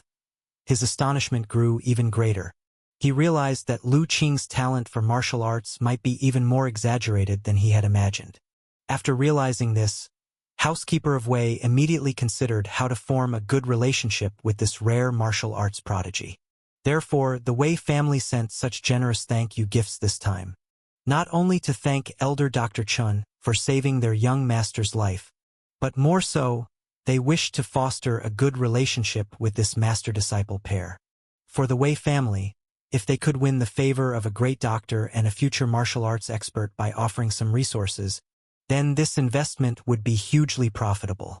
After presenting the thank-you gift to Lu Qing, the next gift for little Yen was much simpler. It was just some trinkets and clothing that girls like, not cheap but much more ordinary compared to what Lu Qing received. Elder Dr. Chan, young Master Lu, may we meet by chance again in the future. We shall escort the young master back first. Should you visit the county in the future, be sure to come to our Wei mansion as guests, so we can properly play host. After sending off all the gifts, Housekeeper Wei bowed. If my disciple and I do visit the county, we will certainly pay a visit. Please take care on your journey back, said the elder doctor. Thank you for your kind words. Housekeeper of Wei bowed once more to Elder Dr. Chun and Lu Qing before turning. He commanded the guards, set off for home. At his command, the guards immediately sprang into action.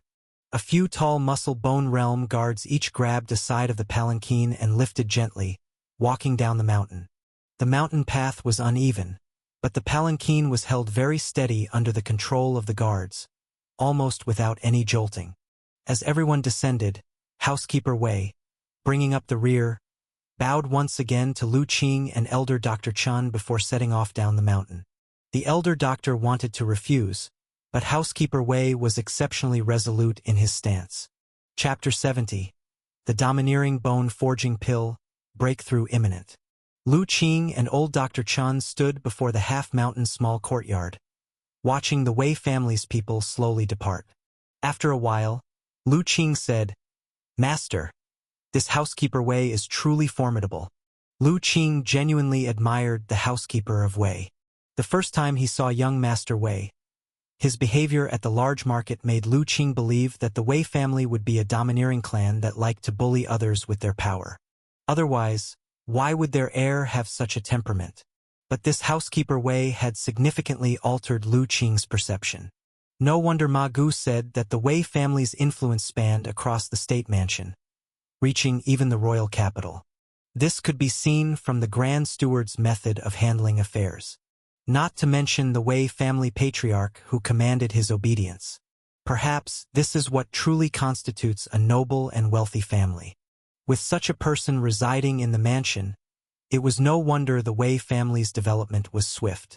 To hold the position of Grand Steward within a prominent family like the Wei family, one certainly can't be a simple individual. The elder doctor also sighed a bit. Even he, who had lived for most of his life, rarely encountered individuals like the Housekeeper of Wei. Upright and proper, aware that he was winning over people's hearts. Yet they still couldn't refuse him. Master, what should we do with all this gold and silver? Back in the courtyard, Lu Qing looked at the gold and silver, inquiring unavoidably.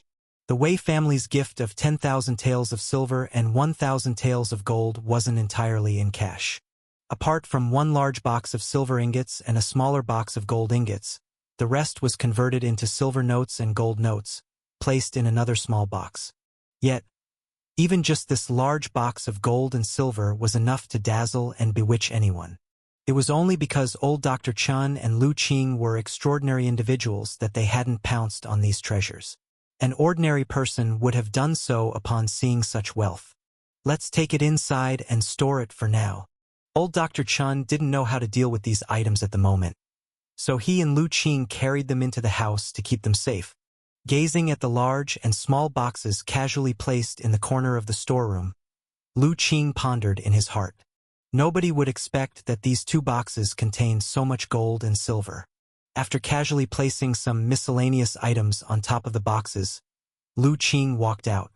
Ah Qing, regarding the bone-forging pill you have, there are some things I need to tell you. Upon leaving the storeroom, the elder doctor spoke with a certain seriousness. Lu Qing immediately approached his master, listening respectfully. The bone-forging pill is an elixir that many martial artists in the muscle-bone realm yearn for. True, it can break the limit of those in the muscle-bone realm and expand their foundational potential and root-bone potential. But the potency of this elixir is also extremely powerful. Even an ordinary strong individual in the muscle-bone realm may not be able to withstand its strength. Therefore, even if you step into the muscle-bone realm in the future, do not hurry to ingest and refine this pill. You must wait at least, otherwise, if you consume it too early and can't bear its potency, it's very likely that your chi blood and marrow will burn out and you'll die. Hearing of the grave risks in ingesting and refining the bone-forging pill, Lu Qing's face became extremely solemn. Yes, master, your disciple remembers. After giving this serious advice, the elder doctor waved his hand. Now that you remember, you should head back. You've been tired these past few days because of this matter with young Master Wei. Go back and rest well. For the next few days, There's no need to come help me. Ah? Lu Qing was at first astonished. Then noticing the box held in his master's hand, he quickly understood. His master had just acquired a valuable scripture and wanted to retreat and study it intently. Without exposing his master's subtle intention, he replied respectfully, "Yes, master." It was exactly what he wanted, to take time to focus on his martial arts. Recently, Lu Qing had been refining one blood-nourishing and qi-boosting elixir every day, and his qi and blood power had grown extremely fast. In the past couple of days, he had vaguely felt that he was on the verge of a breakthrough. Holding the thank-you gifts meant for himself and little Yen, Lu Qing headed down the mountain. When he got home, he saw little Yen and little Li playing there. Ever since little Li came to their house, having such a playmate meant little Yen seldom went out. She wanted to play with little Li every day. Even the time she spent frolicking with her playmates in the village had lessened. Lu Qing also didn't want her to loiter in front of Housekeeper Wei, lest little Li's presence be accidentally revealed. So these days, every time he went to the half-mountain small courtyard, he left little Yen at home. After all, with little Li there and having cautioned little Li to protect little Yen, he wasn't worried. This creature was a red-light spiritual beast. Unless faced with a martial artist at the internal organ realm level, ordinary martial artists couldn't bother it at all. "Brother, you're back." Little Yen, who was playing chess with little Li, immediately shouted when she saw Lu Qing. Little Li also called out to him, I'm back." Lu Qing put his things in his room and, upon coming out, saw the chessboard on the table and asked, "Who won more games today?" The chessboard was something Lu Qing had made by carving a piece of wood with a knife. The chess pieces were simple, just a box of short wooden sticks and a box of small stones. As for the chess game the two kids were playing, it was what he had taught them, known as 5 in a row in his previous life. He had taught the two kids chess because one day, while he was reviewing medical texts, the two of them kept playing boisterously in the house, which was too distracting. He couldn't concentrate on his reading at all. Even if he got them to quiet down temporarily, before long, they would start playing sneakily again. To keep them quiet for longer, Lu Qing had the idea to just teach them to play chess. After all, 5 in a row wasn't difficult and, incidentally, could also help develop their thinking skills. As expected, the two kids became infatuated with this new thing as soon as they were introduced to it, little Li included. These days, whenever they had time, the two kids would start competing in chess. As for who won or lost, it was a mix, with the main theme being a close match. Indeed, this time was no different. Little Yen said happily, "I won more. I won 7 games today, and little Li only won 6. Then Lu Qing saw little Li call out, "Take a small stone from the box with its paw, and place it on the chessboard." Upon seeing this, little Yen immediately became dejected. "Now we've both won 7 games. This time it was little Li's turn to cheer, its ears moving backward, eyes squinting with joy, and tail held high. Lu Qing. The reason why these two little ones had been playing so vigorously lately, often giving him a headache, was no mystery. With these two's intelligence, they were assuredly akin to Crouching Dragon and Young Phoenix, a pair of peerless geniuses. He decided to leave the two to their games and went to cultivate in the bamboo forest behind the mountain. For the next few days, since he didn't need to go to the half-mountain small courtyard, Lu Qing didn't leave the house, focusing entirely on cultivation in the bamboo forest at the back. Feeling close to a breakthrough, he even halted his training with the 4-direction saber, concentrating solely on practicing nourishing bodyboxing and refining his qi and blood. Finally, after taking several more blood-nourishing and qi-boosting elixirs, he felt the opportunity for breakthrough on that very morning. Chapter 71. Dual Breakthrough in Realm and Saber Technique, Unwelcome Guest at the Door. In the bamboo forest of the back hill, Lu Qing was practicing the first 9 moves of the nourishing bodyboxing. After more than a month of cultivation, by this time, his nourishing bodyboxing had become exceedingly skilled, turning into instinct. When he practiced, between each movement and stance, there was an especially unique charm and artistic conception. It seemed to brim with vibrant vitality, enchanting the onlooker with pleasure and contentment, refreshing the mind and delighting the spirit.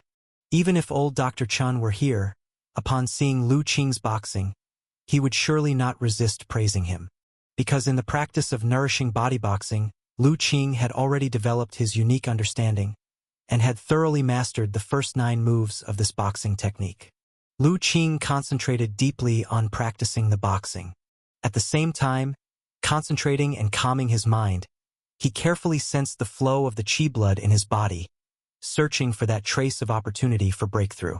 At this moment, the qi blood within Lu Qing's body had surged much more than when he had just stepped into the qi blood realm. As the qi blood surged through him, each of his movements, though appearing slow, actually contained tremendous power, stirring the air around him and causing fallen leaves to flutter. Suddenly, a flash of insight struck Lu Qing's mind, and he abruptly grasped that subtle knack of the circulation of qi blood. In an instant, all his qi blood completely connected, forming one entity, circulating unimpeded. Lu Qing shook all over, and a sense of realization rose from his heart. Qi blood like a net, continuous without end. I finally reached the minor success in the qi blood realm. However, Lu Qing had reached minor success in the qi blood realm. The 3 realms of the postnatal realm are the qi blood realm, the muscle bone realm, and the internal organ realm. Each is divided into 4 levels: entry level, minor success, great success, and perfection. The sign of minor success in the qi blood realm is the complete envelopment of the body by qi blood, like an invisible net, each part interlocking, continuous without end, forming one entity. Wherever the mind goes, one can burst forth strength at will, without the previous need to first gather the qi blood before unleashing power. Both endurance and explosive power have greatly improved. For Lu Qing, the biggest obstacle to breaking through to minor success in the qi blood realm was not so much understanding the key to qi blood as a continuous net, but rather the total amount of qi and blood power in his body. Having superpower, what he lacked the least was an understanding of boxing. On the contrary, the insufficiency of qi and blood power inside his body had always been restricting his breakthrough. Now, with the daily refinement of a blood-replenishing and qi-enhancing medicine pill, his qi and blood power had finally grown strong to a tipping point. The breakthrough to minor success was simply the natural course of things. With a flash of his figure, Lu Qing moved to a thick old bamboo and grasped the war saber inserted beside it. With the sound of the saber ringing out, a flash of cold light swept by, and the war saber was drawn from its sheath. Lu Qing returned to his original spot, a dignified, murderous aura rising from him, as he started to practice the 4 directions saber technique. As the sword light shone, like flowing moonlight, every cut with the saber by Lu Qing was accompanied by the bursting of qi blood, making the saber extraordinarily fast. The saber blade cutting through the air even caused a fierce wind to rise around him, stirring up countless dry bamboo leaves. After completing the 9 moves of the 4-direction saber technique, Lu Qing stopped and stood still. Feeling there was still strength left in his body, a look of joy appeared on his face.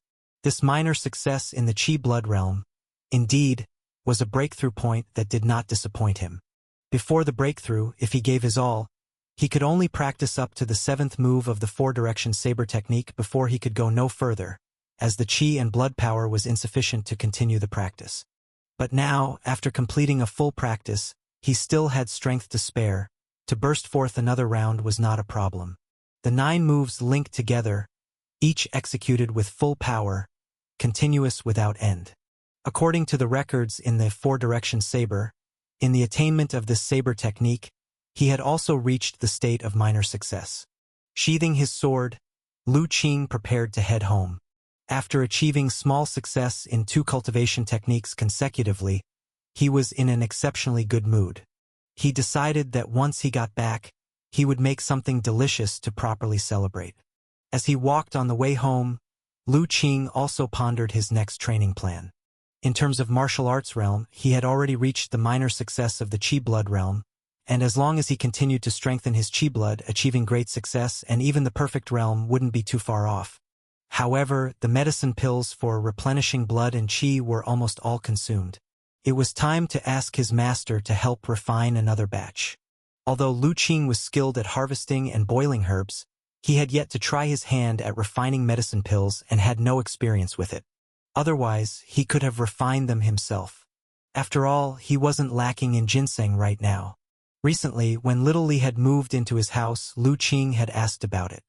Only then did he learn that, deep in Dashan, Little Li had discovered not just one, but several ginseng plants. Some were even bigger than the 2 pieces Little Li had brought him before. Upon hearing this news, Lu Qing didn't immediately ask Little Li to gather all the ginseng.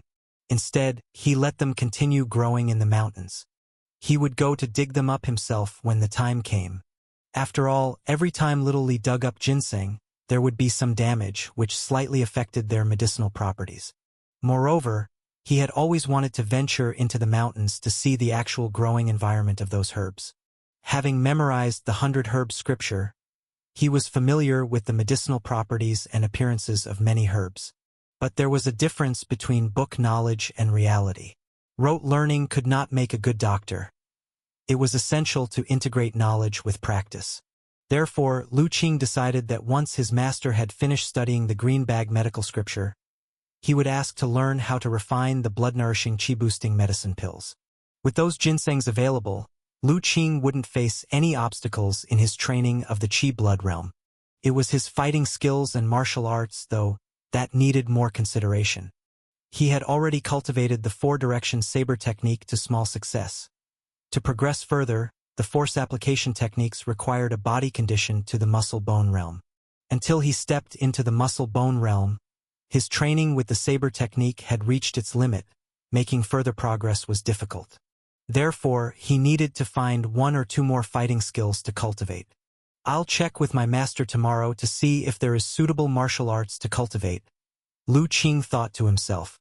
He remembered his master mentioning that, in addition to the 3 muscle-bone realm martial arts originally provided, he also had a collection of ordinary qi blood realm martial arts. Seeing as he had time on his hands, Lu Qing didn't disdain the lower levels of those martial arts.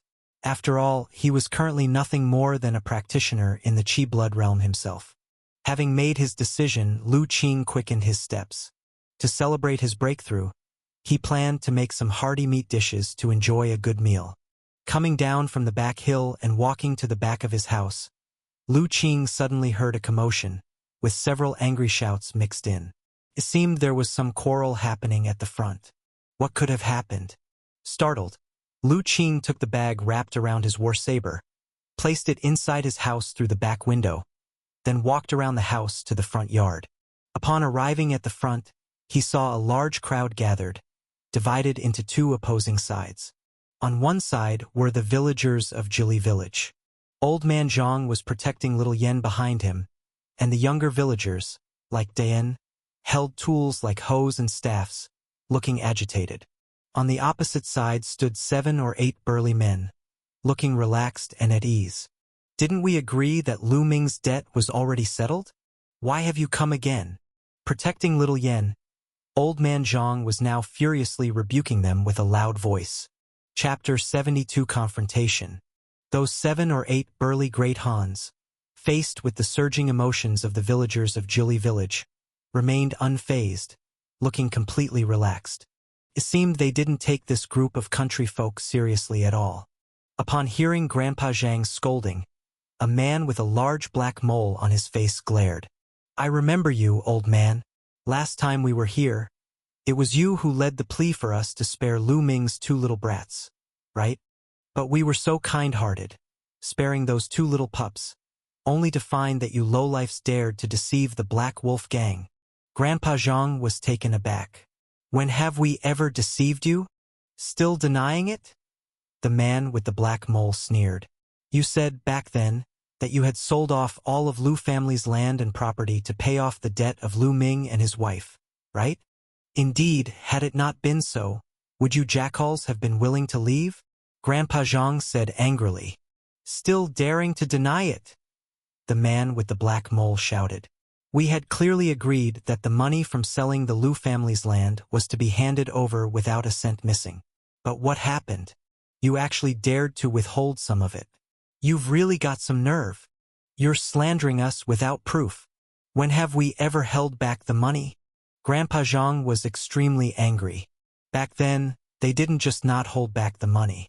Fearing that these villains would find the amount insufficient and decide not to spare Lu Qing and her brother, every household had even scraped together a little money to give them. Now, hearing these men actually trying to turn the tables, Grandpa Zhang was so angry he felt like his lungs would explode. I think you lot spent all that money and are now trying to come back and extort more. Grandpa Zhang, why bother talking so much with them? If push comes to shove, we'll fight it out. We mustn't let them take little Yen away.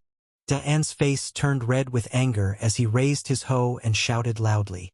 This shout sparked enthusiasm in the other young villagers who yelled, "Right! Let's fight them! There's no way they can beat all of us." Watching dozens of villagers brandishing their poles and hoes, appearing ready to charge at any moment, the so-called members of the Black Wolf gang suddenly looked a bit uneasy. Even though they were strong and knew a bit of martial arts, they weren't sure they could withstand an attack by so many villagers. Those with weaker nerves were already panicking inside. Even the most vociferous man with the black mole started to have doubts. He was used to being domineering, and with the backing of the Black Wolf gang, nobody in any village dared to even look him in the eye. But he had never imagined that in this small Jili village, his usual tactics would prove ineffective. As a major conflict seemed unavoidable, a man from the Black Wolf gang, who had been silent until now, with a rather sullen look in his eyes, finally spoke slowly.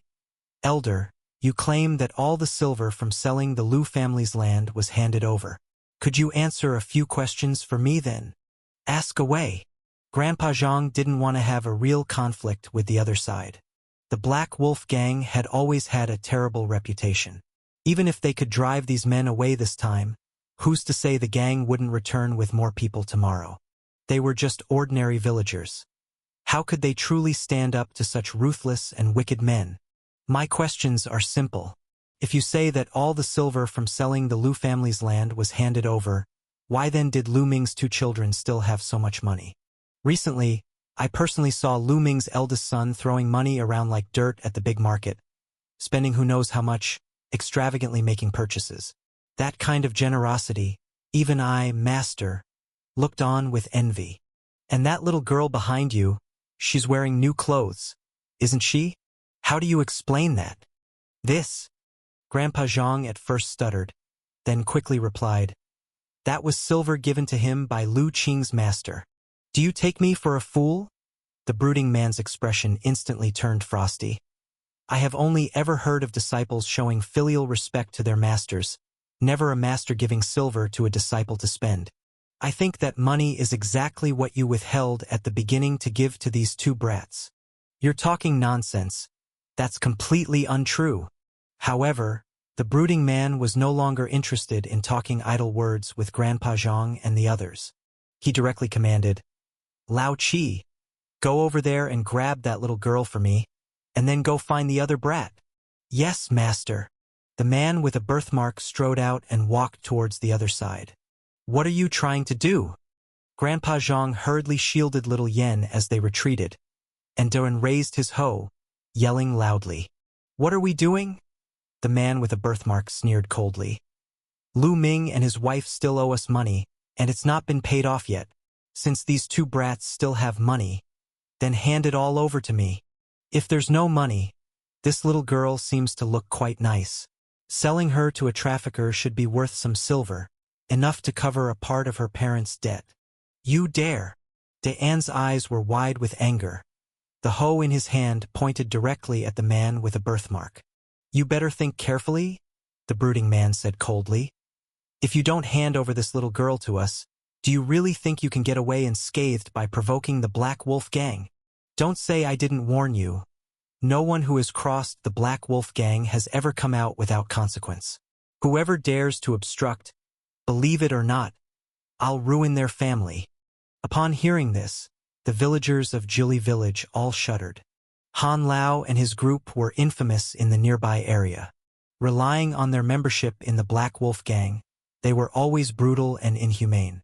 No one doubted whether he would dare to do so, because in the nearby villages, there had been people who had offended him and ended up completely devastated, with their families broken and scattered.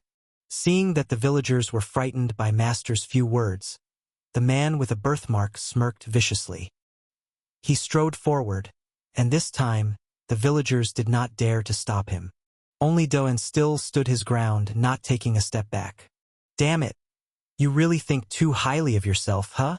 Suddenly, the man with a birthmark grabbed the hoe from Dayan's hand, then stepped forward to press close to Dayan, raising his arm, his hand open and ready to slap him across the face.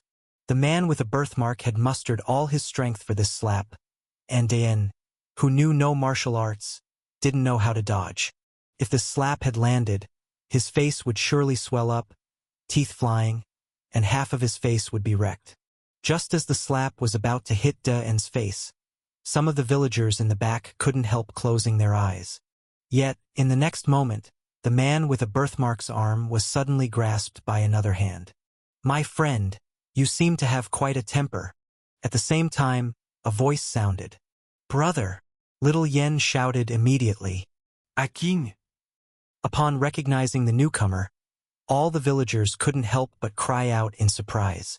Chapter 73, Shameless Sophistry, Heartbreaking. Qing! The villagers had all thought that Wang Dayan was about to take a brutal beating from the mole-faced brute. Unexpectedly, someone suddenly popped up, blocking that slap. What shocked them even more was that the person was actually Lu Qing. Is it you, you little rascal? The mole-faced man was also surprised, and then he sneered viciously. Perfect. I was just worrying about where to find you. I didn't expect you to deliver yourself to my doorstep.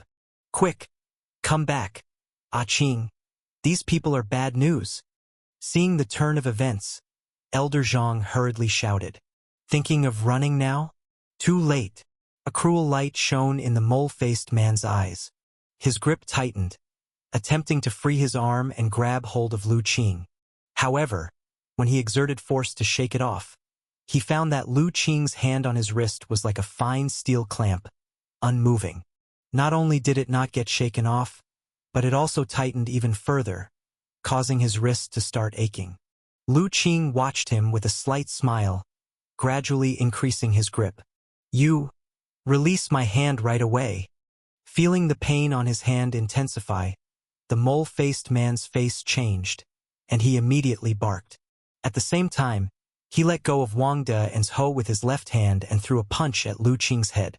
I told you to let go. Did you hear me? However, just as his fist swung halfway out, he heard a snap and felt an unbearable sharp pain from his right wrist, held by Lu Qing. Before the mole-faced man could even cry out in pain, a great force transmitted from his chest and abdomen followed by a series of bone-cracking sounds. A sweetness rose in his throat, and a mouthful of fresh blood sprayed out. His body went airborne, and while still midair, darkness enveloped him, and he passed out. Boom! With the mole-faced man's body hitting the ground and skidding 7 or 8 meters back, leaving a long scrape on the ground, he lay motionless. Everyone fell silent, gaping in disbelief, especially the villagers of Jili village, who watched the scene in utter shock. What? Seeing the mole-faced man getting kicked away by Lu Qing, the brooding man's pupils suddenly constricted, looking at Lu Qing in disbelief. Although Lao Chi's skills were not as good as his, the difference wasn't huge. Yet, he was kicked by Lu Qing into an unknown state between life and death. How did this kid do it? After breaking the mole-faced man's wrist and kicking him hard, Lu Qing then cast his gaze upon the remaining few on the opposite side. Lu Qing had been observing from the side for quite a while.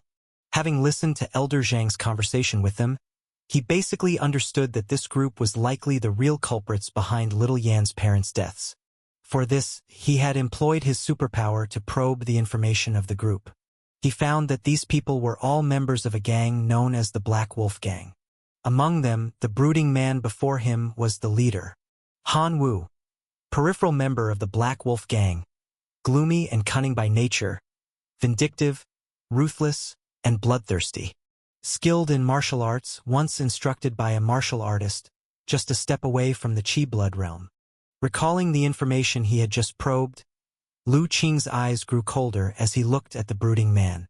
Even the superpower assessed him as ruthless and bloodthirsty. This Han Wu must have committed countless heinous acts. Pricked by Lu Qing's gaze, Han Wu, still immersed in shock, abruptly came to his senses. Looking at Lu Qing, he blurted out, "Are you a martial artist?" "Oh, you do have some insight," Lu Qing said, somewhat surprised. "Speak up. Who exactly are you?" Hearing Lu Qing readily admit it, Han Wu was shocked once again. He had seen Lu Qing with his own eyes just over a month ago. Back then, Lu Qing was thin, dispirited, looking every bit the part of a short-lived person. How long had it been since then? The kid he could have easily crushed with a flick of his finger had become a martial artist? How did he do it? Han Wu was filled with disbelief. He knew all too well how difficult it was for those who trained in martial arts to become martial artists. Just like him, after practicing martial arts for over a decade, and with the guidance of his elder brother, he still hasn't broken through to become a martial artist. He's always been a little short of that legendary Qi blood realm. And now this son of Lu Ming, who was frail and listless just a month ago, is somehow now a martial artist. How is that possible? Lu Qing saw the shock on Han Wu's face, but he didn't care. Instead, he continued to look at him with a piercing gaze. "It seems you haven't answered my question yet. Speak. Who are you people exactly?" Han Wu felt the coldness in Lu Qing's gaze and shivered inside. No matter how Lu Qing had become a martial artist, it wasn't important now. What mattered was that if he didn't handle the next moments carefully, it was likely that all of them, his entire group, would meet their end here today. His mind raced, and Han Wu managed to squeeze out a smile. "Young Master Lu, this is all a misunderstanding." However, before he could finish, old Master Zhang shouted from behind, "Ah Qing, they are the villains who caused the death of your parents." "That's right, Ah Qing. It was they who forced your parents to their deaths. Ah Qing, don't let them leave. They even tried to take little Yen away just now." The other villagers, having seen Lu Qing's might, joined in the shouting. Sweat broke out on Han Wu's forehead. "No, young Master Lu. Your parents drowned themselves. Their death has nothing to do with us?" "Bullshit. If it wasn't for your deceitful trap that ensnared Lu Ming, how could he and his wife have fallen into such debt and ended up drowning themselves?" "It's you who drove them to their deaths," shouted old Master Zhang, as temperamental as ever. "No, that's not it." Each time Han Wu tried to speak, he was interrupted by old Master Zhang, his killing intent filling to the brim. He swore that if he could escape safely this time, he would torture the old man to death, lash his body for 3 days to sate the hatred in his heart. "Young Master Lu, this is truly just a misunderstanding. Your father wanted to do business back then and he borrowed a lot of money from us. When the business failed and he could not repay his debts, he panicked, and that led him and your mother to choose to drown themselves. From beginning to end, we never forced them. You see, the IOU is right here, and it bears your father's own signature and handprint." Han Wu pulled out a piece of paper from his chest and quickly showed it to Lu Qing. "You shameless!" Old Master Zhang saw the paper and became infuriated. "You clearly said you had destroyed the IOU, and now you still have it. Utterly despicable." The other villagers were equally furious, and they were puzzled as well. They had clearly seen Han Wu and his men destroy the IOU. How could there now be another one? Lu Qing glanced over the IOU and nodded. "Indeed, it does bear my father's name, but what does that prove?" "It doesn't prove much.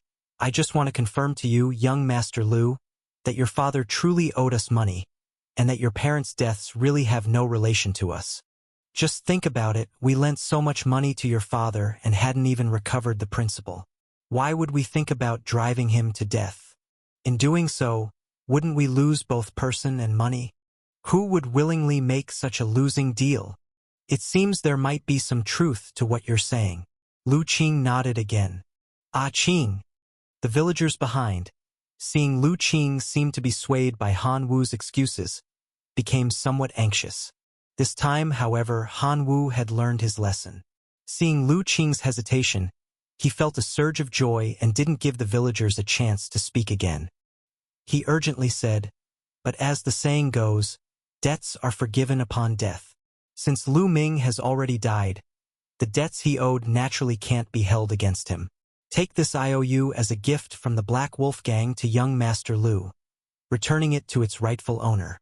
Saying this, he pulled out several silver notes from his chest and offered them together with the IOU.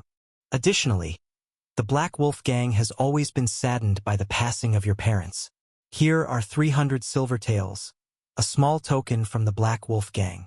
We hope young Master Lu will kindly accept it. Han Wu spoke earnestly and sincerely, as if everything he said was the absolute truth, without a trace of a lie in his heart. Lu Qing looked at the silver notes and IOU before him, then at Han Wu with his earnest expression. After a long silence, he suddenly smiled. Indeed, this is quite a generous gift. Seeing the smile, Han Wu thought Lu Qing believed his words and was overjoyed. Then young Master Lu. But before he could finish his sentence, suddenly, a palm appeared silently at the position of his heart. Immediately after, an irresistible force burst from his chest, the energy directly piercing his heart and exploding it into pieces. Han Wu's body trembled, his limbs weakened, and he slowly fell to the ground. Then, in his final moments, he heard Lu Qing slowly utter the remainder of the sentence. Unfortunately, if it wasn't for knowing your nature, perhaps I could have believed you a little. Chapter 74. Kill them all. In front of the Lu family courtyard, there was complete silence. All eyes were frozen in shock on the lifeless body of Han Wu, lying on the ground. No one had anticipated that Lu Qing would suddenly take action, directly killing Han Wu on the spot. Especially the villagers of Jili village. They were both shocked and dumbfounded. A moment ago, when they had seen an amiable Lu, seemingly ready to accept Han Wu's apology and let bygones be bygones, they had been filled with anxiety. They feared that he would be duped by Han Wu's deceit and truly forgive these people. Little did they expect that, in the blink of an eye, Lu Qing would strike with lethal force, killing him with one palm strike. Seeing Lu Qing maintain a calm demeanor after killing a man, the villagers felt a sense of unfamiliarity. Was this still the same Qing they saw every day, the one who greeted everyone with a smile, always humble and polite? Lu Qing paid no attention to the villagers' stares. Having killed Han Wu, he continued to focus his gaze on the remaining members of the Black Wolf Gang. Those few Black Wolf Gang members shuddered to their core and knelt down. Good sir, spare me my life. Young master, this really isn't my business. I was forced here by Master Wu and the others. I really didn't do anything. I dare not ever again. Please spare me, young master, spare me. I'm asking you, how exactly did my parents die? Lu Qing said indifferently. We don't know, young master. This whole thing was orchestrated by Master Wu and Seventh Master from start to finish. We had no clue about the details. All I know is that, initially, Master Wu and the others seemed to want to force your mother into selling herself, driving her to drown herself in the river. As for anything else, we really have no idea. Please, young master, spare us and give us a chance to mend our ways. Looking at the several big men in front of him, crying and sniveling, begging for mercy, Lu Qing's expression remained entirely unchanged. Anyone who mixed with the likes of Han Wu couldn't be a good person. Moreover, information he had previously ascertained through his superpower told him that this group of people were all scum, not one of them innocent. He shook his head. Since there was nothing more to be learned, there was no reason to keep these scum alive. Without any hesitation, Lu Qing's chi blood burst forth, and he suddenly kicked out. In the blink of an eye, he landed a kick each on the throat and temples of every Black Wolf Gang member. Following a series of bone-crunching sounds, the 5 remaining Black Wolf Gang members didn't even have time to react. Their eyes bloodshot, they clutched their throats, twitching as they collapsed to the ground, soon falling silent. From beginning to end, Lu Qing said not another word. After confirming that everyone was dead, Lu Qing finally turned around to look at the villagers of Jili village. As for the mole-faced man, he didn't even need a glance. He was long dead. Seeing Lu Qing turn around, the villagers involuntarily stepped back. There was no helping it, Lu Qing's actions had been too frightening. So many ferocious disciples of the Black Wolf Gang had been killed or kicked to death in an instant. The key was, after murdering so many, his expression barely changed. Such a ruthless Lu Qing was something the villagers had never seen before. Inevitably, they felt fear in their hearts. Seeing the villagers' reactions, Lu Qing paused and then said as if nothing had happened, "Grandpa Zhang, what should we do with these corpses?"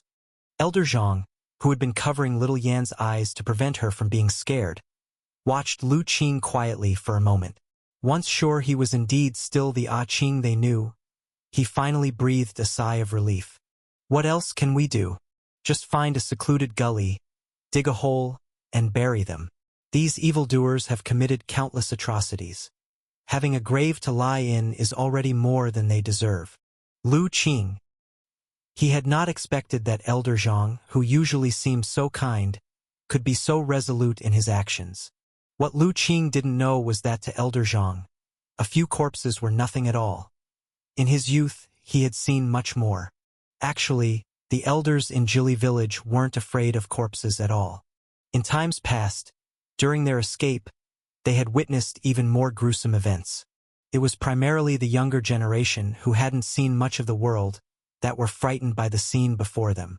Grandpa Zhang felt nothing for the dead bodies. Rather, he was amazed by Lu Qing's actions just moments before. "Qing, when did you learn martial arts? Those evil people from the Black Wolf Gang are all fierce and have high martial skills. Yet they couldn't even take one of your moves." The other villagers were also extremely curious. After all, they had watched Lu Qing grow up. When had he learned martial arts, and how had he become so powerful without them knowing? "I learned from my master, it's been some time," Lu Qing replied. "The elder doctor can fight?" This time, all the villagers were truly astounded. Having lived together for so many years, they had never known that the kind and gentle old doctor was also versed in martial arts. "Let's not talk about this for now," said Lu Qing. "Grandpa Zhang, I've killed these people. Will there be any trouble afterwards?" "I'm worried about that too," said Grandpa Zhang with concern. "These evildoers from the Black Wolf Gang, though they deserve to die, are not the only ones. There are others, and I'm afraid they won't let this go easily." "Grandpa Zhang, what exactly is the Black Wolf Gang? And why does no one deal with their misdeeds?" Lu Qing asked. "I don't know either. I've just heard that the Black Wolf Gang is a gang from the city, with many members, and that many people dare not provoke them." Grandpa Zhang, after all, was just a country old man with limited knowledge, unaware of the specific origins of the Black Wolf Gang. Lu Qing fell silent for a moment before suddenly remembering someone. Perhaps that person knew the details of the Black Wolf Gang. He said to Grandpa Zhang, "Grandpa Zhang, I need to go out for a bit. Please have everyone take care of the bodies and, if you could, help me send little Yen to my master's place." "Where are you going if you have to leave?" Grandpa Zhang asked, startled. "I'm going to ask someone about the Black Wolf Gang. I'll be back soon." Lu Qing returned to his house and shouldered his war saber. A black figure appeared silently beside him. "Little Li, where were you just now?" Little Li made a sound and pointed a paw toward the door. Lu Qing looked and saw it was a patch of grass beside the gate of the courtyard. It wasn't far from where little Yen had been earlier. Little Li could reach her in an instant. No wonder he had felt an elusive sense of danger nearby. It turned out this little beast was hiding there. It seemed, had Lu Qing not appeared at the last moment, little Li would probably have been unable to hold back. If little Li had taken action, those people would likely have died even more miserably. Lately, Lu Qing had indeed seen for himself how powerful little Li's claws were. Even though he had now reached small success in the Qi blood realm, and his four-direction saber technique had advanced further, he still had no confidence that he could withstand even one strike from little Li's paw. "Good job." Lu Qing patted little Li's head. He was relieved by the little creature's restraint and did not blame it for not acting immediately. Little Li was his trump card, and he did not wish to expose it unless absolutely necessary. After giving the little beast a few instructions, Lu Qing, carrying his saber, walked out of the house. He came to little Yen and ruffled her hair. "Be good, little Yen. Stay with Master Chun for a while. Big brother will be back soon. Don't be afraid. I've beaten all those bad people. They won't come to catch you again." "Okay." Little Yen nodded. "Then you must come back soon, big brother." "I will." Lu Qing ruffled her hair again, and then nodded to Grandpa Zhang. "Grandpa Zhang, I'm troubling you."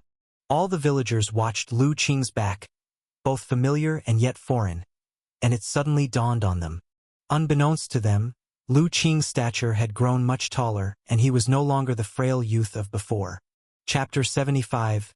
Change of Mindset. Probing into the details. Lu Qing was on his way to the big market. Indeed, the man he was looking for was none other than Ma Gu, the person in charge of the market. Ma Gu had connections even with the Wei family, so he likely knew the details about the Black Wolf Gang.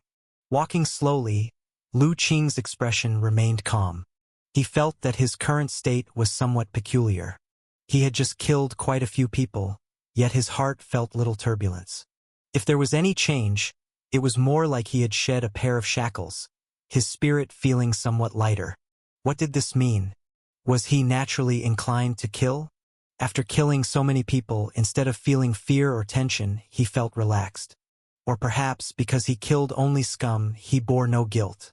Lu Qing thought it strange. Since achieving some success in his cultivation of martial arts, he had always tried to avoid being engulfed in slaughter, fearing what he might become once he broke his vow against killing.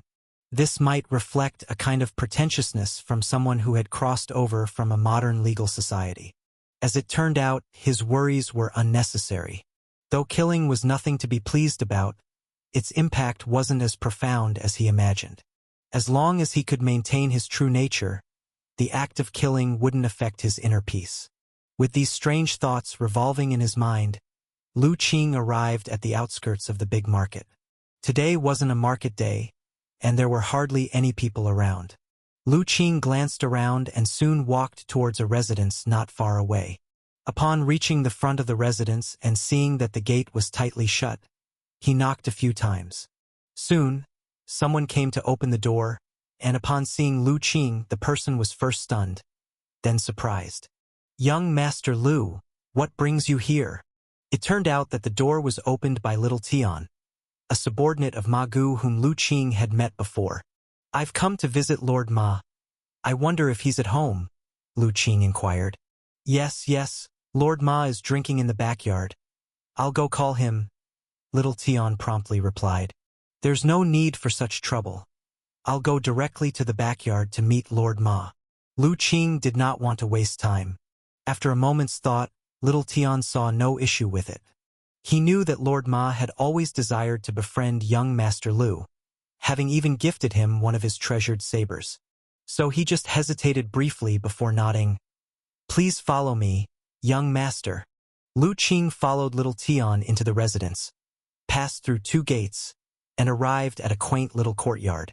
In the courtyard, under a vine trellis, sat a stone table with one man drinking alone. It could only be Ma Gu. "Young Master Lu, please wait a moment." Little Tian held Lu Qing back, then hurried over to Ma Gu and began to whisper.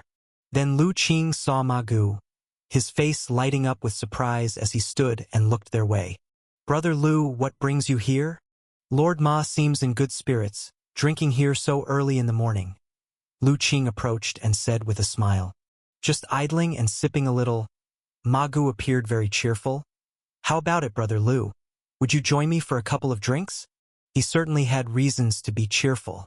The recent incident involving the young master of the Wei family had been perfectly resolved. Not only had Ma Gu not been punished by the Wei family, but the housekeeper of Wei had even rewarded him handsomely, keeping his spirits quite high in the past few days. "Perhaps another time. Today, I have something I need to consult with Lord Ma." Lu Qing declined.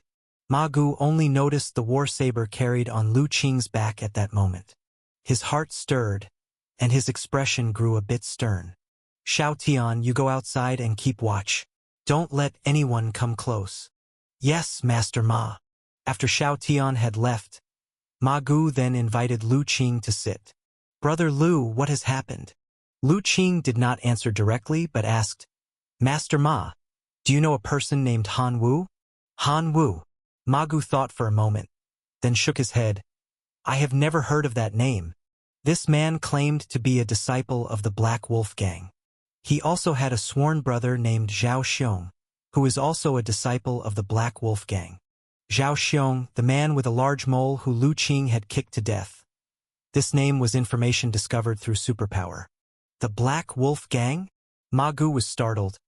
How did you get involved with this gang? How so? Is the Black Wolf Gang very powerful? Asked Lu Qing. It's not that they are extremely powerful. It's just that the Black Wolf Gang always acts clandestinely with cruel and ruthless methods. They are infamously known for this. Their usual dealings are also not honorable, involving brothels and casinos. Thus, they hold considerable power within the government office and are one of the 3 major gangs. I see. Lu Qing pondered. Why, Brother Lu? Do you have a grudge with the Black Wolf Gang? Ma Gu asked. I suppose yes, Lu Qing nodded. My parents were likely killed by them. Ma Gu. This isn't just a grudge. It's completely a deep-seated vendetta. But how did he not know about this matter? The information Xiao Tian gathered from Jili village stated Lu Qing's parents had died accidentally by drowning. It seemed there were hidden details to this situation. Brother Lu, are you certain about your findings at this time? Ma Gu asked. I am still investigating, but this was claimed by the elders in the village, so it should not be wrong. And Han Wu and Zhao Xiong you mentioned were. This morning, a group who claimed to be from the Black Wolf Gang stormed into our village. They intended to capture me and little Yen, saying we had to pay off the debt owed by my parents to the gang, and these men included Han Wu and Zhao Xiong. Later, they were stopped by the villagers, and that was how I discovered my parents' death related to the Black Wolf Gang, explained Lu Qing. So these members of the Black Wolf Gang, I killed them all. Ma Gu hadn't expected this young brother he had before him to have just killed a man. However, thinking about Lu Qing's martial artist identity, he felt somewhat understanding. These days, which martial artists didn't have lives on their hands? As long as they didn't engage in the massacre of common folks, the governmental office wouldn't usually interfere with martial artists' fights and killings. After a moment of thought, he continued, Then you couldn't get the truth about your parents' death from Han Wu and Zhao Xiong? Lu Qing shook his head. I was too heavy-handed initially, and before I could question them, I had killed them all. Ma Gu. This younger brother's lethality seemed to be quite severe. So even though you've killed some members of the Black Wolf Gang, you still do not know exactly how your parents died? That's correct? Lu Qing nodded. But I know these Han Wu and Zhao Xiong seemed not to be official members of the Black Wolf Gang, but rather peripheral members. Moreover, they appear to have a few brothers dominating locally, who are similarly the culprits behind my parents' demise. Peripheral members? Ma Gu paused, and suddenly, as if he remembered something, his eyes brightened. I think I might know who you are looking for. Chapter 76 Happy Village. About 50 miles from here is a village known as Happy Village, which operates gambling and brothels to attract local landlords and idlers to spend their money. Even sometimes, curiosity-driven people from the city would come to experience a different kind of pleasure that they cannot find in the county. That village is actually a property of the Black Wolf Gang. It's said that the village chief is the Black Wolf Gang's 9th master. I think the Han Wu and Zhao Xiong you mentioned are probably from there. So, Mr. Ma, what is the level of martial arts of this 9th master? Lu Qing asked. I'm not very clear about this, but I suppose he isn't very strong. Definitely not beyond the Qi blood realm, Ma Gu responded. Just the Qi blood realm? Lu Qing was surprised. What do you mean, just the Qi blood realm? Ma Gu laughed. Brother Lu, don't assume martial arts training is easy just because you have astonishing martial arts talent. For ordinary people, reaching the Qi blood realm already means they have spent countless efforts and endured great hardship to break through by luck. Many people practice martial arts, and after 10 or 20 years, they are still going nowhere, becoming only physically stronger and more skilled without achieving anything significant. Instead, it's rare talents like you, who have just started practicing martial arts and can already grasp the essence of qi and blood, who are truly unusual. You should know that even the leader of the Black Wolf gang, Black Wolf, is just at the muscle bone realm. How much higher can the strength of his ninth master under him possibly be? If a small leader managing peripheral businesses was at the muscle bone realm, then the Black Wolf gang wouldn't just be one of the top 3 gangs in the county, it would be the first. Only then did Lu Qing realize his mistake. Perhaps it was because, in recent days, he had been interacting daily with the Wei family, seeing even a guard there was at the muscle bone realm level. He subconsciously felt that martial artists of the muscle bone realm were quite common. Yet he momentarily forgot that the Wei family is different, a colossal entity throughout the whole region, incomparable to a small gang that only mingles within the county. Thank you, Mr. Ma, for your advice. I shall take my leave now. Having obtained the information he needed, Lu Qing prepared to leave. Wait a moment, Brother Lu. Ma Gu quickly called out to him. Are you planning to go to Happy Village? That's right. As a son who knows there's more to his parents' deaths, I must investigate, right? Lu Qing did not deny. But I see your intention is not solely to investigate. Ma Gu's gaze swept over the war saber on Lu Qing's back, secretly criticizing in his heart. Still, he knew that trying to dissuade Lu Qing was likely futile. Parents' revenge is irreconcilable. Moreover, his brother here had already killed someone from Happy Village. The two sides had already formed a death feud, the kind that could not be resolved. Thinking of the Black Wolf gang's usual conduct, Ma Gu knew it would be better for Lu Qing to make the first move rather than waiting for them to react. Otherwise, once the Black Wolf gang really took action, even with immense capabilities, Lu Qing would hardly be able to withstand them. But thinking of Lu Qing's martial arts strength, Ma Gu couldn't help but worry. No matter how formidable Lu Qing was, it had only been slightly over a month since he started practicing martial arts. Even though he had already entered the Qi blood realm, within the same realm, the difference in strength could be vast. A realm does not signify combat power. A realm only represents a martial artist's physical condition and strength. Whether a realm can be converted to combat power ultimately depends on the martial artist's application of martial arts and fighting skills. In this aspect, Ma Gu was not very optimistic about Lu Qing. That old saying still applies. Lu Qing's exposure to martial arts has been too short. The fighting skill of a martial artist requires time spent in bitter training, as well as experience in real combat. Lu Qing, on regular days, was cooped up in Jili Village, either studying medical skills or fishing and farming. Where would he find the opportunity to hone his fighting skills? If he were to rashly enter Happy Village like that, he would likely suffer a great loss. Thinking it over, Ma Gu still said, "Since that's the case, how about I accompany you, Brother Lu?" As a martial artist of the muscle-bone realm, Ma Gu was quite confident in his own abilities. A mere Happy Village could not stop him. However, Lu Qing shook his head. "Thank you for your kindness, Elder Ma, but this is an issue between me and the Black Wolf gang. There's no need for you to get involved." Ma Gu wanted to persuade him further. Happy Village had many people and was powerful, not to mention the village chief was also a martial artist. For Lu Qing to venture there alone was far too dangerous. But he saw Lu Qing's calm, tranquil gaze and knew that further persuasion would be futile. He could only say, "Then, Brother Lu, you must be careful. If you sense anything wrong, run to the outside immediately and avoid fighting them head-on at all costs." With Lu Qing's martial artist strength, purely aiming to break out, unless he fell into a trap or the ninth master of the Black Wolf gang personally intervened, the ordinary members would hardly be able to stop him.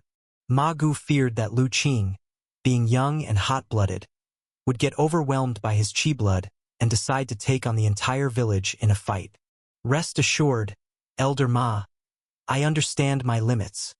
After Lu Qing left with his war saber, Ma Gu still sat there, his face showing deep contemplation. After a while, he called Xiao Tian.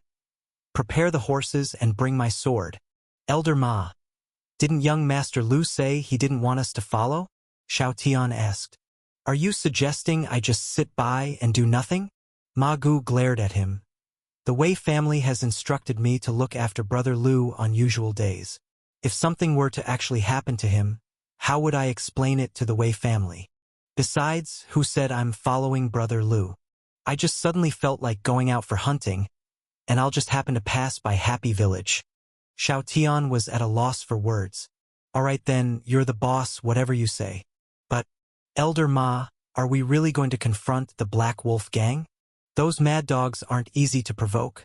I'm afraid the family head wouldn't really agree. Are you a pig brain? Ma Gu looked at him with a mix of anger and frustration. Brother Lu is someone the Wei family values. Not to mention, his master, old Dr. Chun, is also a powerhouse of the inner organ realm. In front of the Wei family and old Dr. Chun, the Black Wolf gang is nothing. He paused, suddenly recalling. Right, does old Dr. Chun know about this? Whether his master was aware of today's events, Lu Qing was unsure. But what he knew was that his master was kind-hearted, couldn't stand to see others suffer, and disliked hurting others. Thus, he had never thought of asking his master to help deal with the Black Wolf gang. He wanted to resolve this potential threat in his own way, having learned from Ma Gu about the vengeful nature of the Black Wolf gang. Lu Qing understood that only one of them could survive between him and this gang. Currently, he had no capability to storm into the county office. However, Happy Village was still something he could try his luck with. Having left the gathering, upon reaching a small path, a black figure suddenly jumped from a nearby tree, landing on Lu Qing's shoulder. It was Little Li. This was the reason Lu Qing had declined Ma Gu's offer to go together to Happy Village. Compared to the scheming Ma Gu, he certainly trusted Little Li more, who was like family. Not to mention, Little Li's abilities were far beyond what Ma Gu could compare to. Let's go, Little Li. From here on, I'll be relying on you to keep me safe. Lu Qing patted the little black beast's head, his gaze turning to the east. Chapter 77 Dialogue with the Guards, Cause of Parents' Death. Is this Happy Village?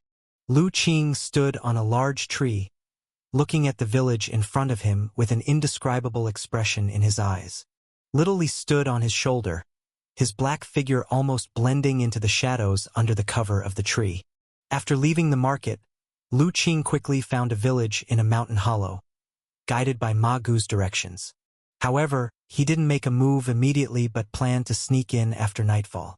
Silently, Lu Qing crept up to a large tree not far from the gate of the village, climbed up, and hid. After being promoted to small success in the Qi blood realm, his control over his body had greatly improved. By deliberately suppressing his breath, no one could detect him. As for Little Li, there was even less need to mention.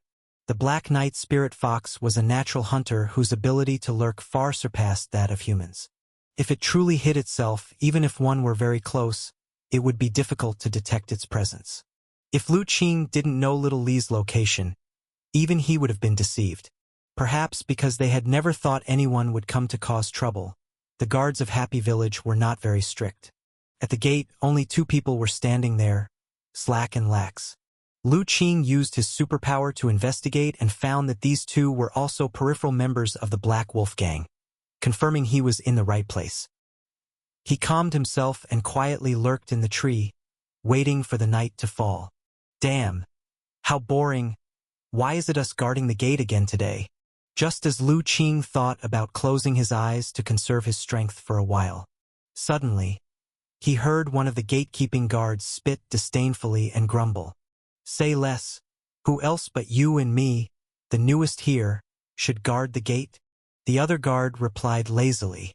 Then why does that slicker Gosi, who entered the village with us, get to live the high life inside? The first guard was still unconvinced. His sister is now the top girl in our village. Can we even compare?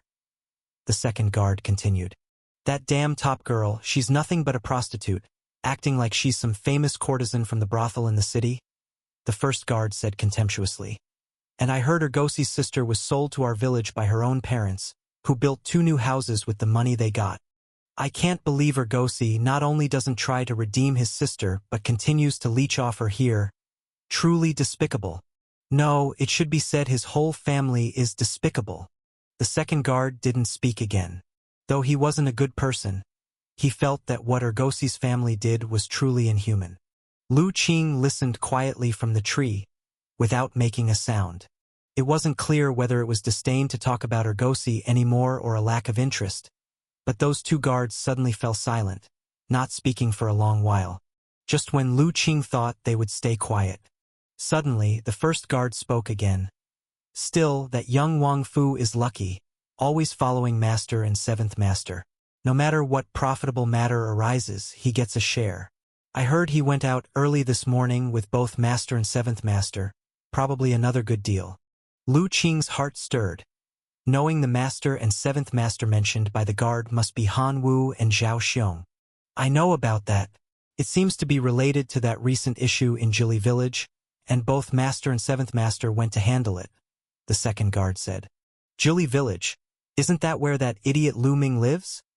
The first guard asked curiously. What happened there? Previously, the master had gone to seize Lu Ming's property. But unexpectedly the villagers of Jili Village retained some silver taels and didn't hand them all over. And just then, the master discovered this. How could those cunning villagers of Jili Village dare to deceive the master? The first guard exclaimed in surprise, eyes wide. Now, the master will surely deal with them harshly. He hates being lied to the most. So, this morning, the master and seventh master took Wang Fu and the others out with them, said the second guard, a touch of confusion in his voice. By all accounts, they should have returned by now. Why is there still no sign of them? Perhaps the master is not yet finished having his fun. You know how when he's not happy, he loves to torment people. Right now, he might still be in Jili Village punishing those cunning villagers. The first guard said indifferently. The second guard thought about it and agreed. Among the leaders, the master's mind was always the hardest to read and he was the most capricious. Since he was late coming back, there must be a reason, not something their lowly selves could guess. Rather than that, I'm actually envious of Wang Fu and the others. Since they went with the master to Jili Village to assert authority, they probably managed to skim quite a lot. Unlike us, standing out here in the wind and sun, gaining nothing, the first guard said enviously. The second guard fell silent. He felt envious too. But what could be done when they lacked skills and weren't strong enough to catch the master's eye? Lu Qing listened to this conversation and garnered quite a bit of information. However, hearing the envy in their tones made him feel somewhat strange. He wondered what expressions they would wear if they knew what had become of Han Wu and the others. The more the two men talked, the more bitter they felt, falling silent once again.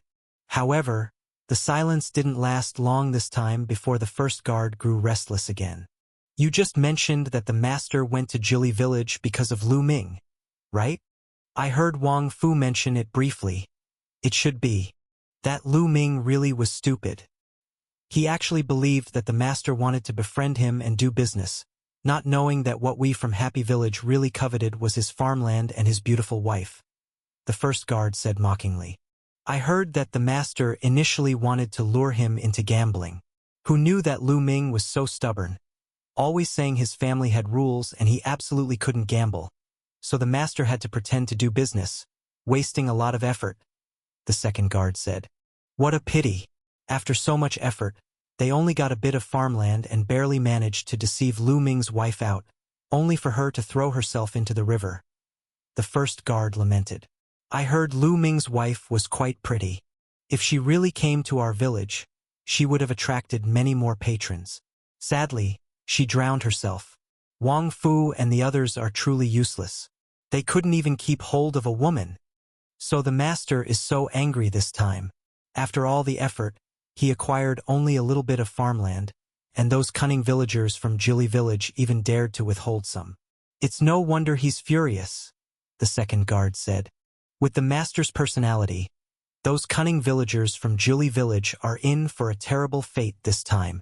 I bet he's letting off steam and enjoying himself there right now, the first guard said, taking pleasure in their misfortune. Lu Qing listened quietly from a tree.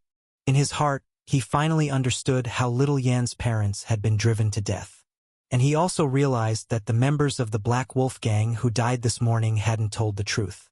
Even these two gatekeepers knew the cause of little Yan's parents' deaths. It could be assumed that everyone in Happy Village knew about it.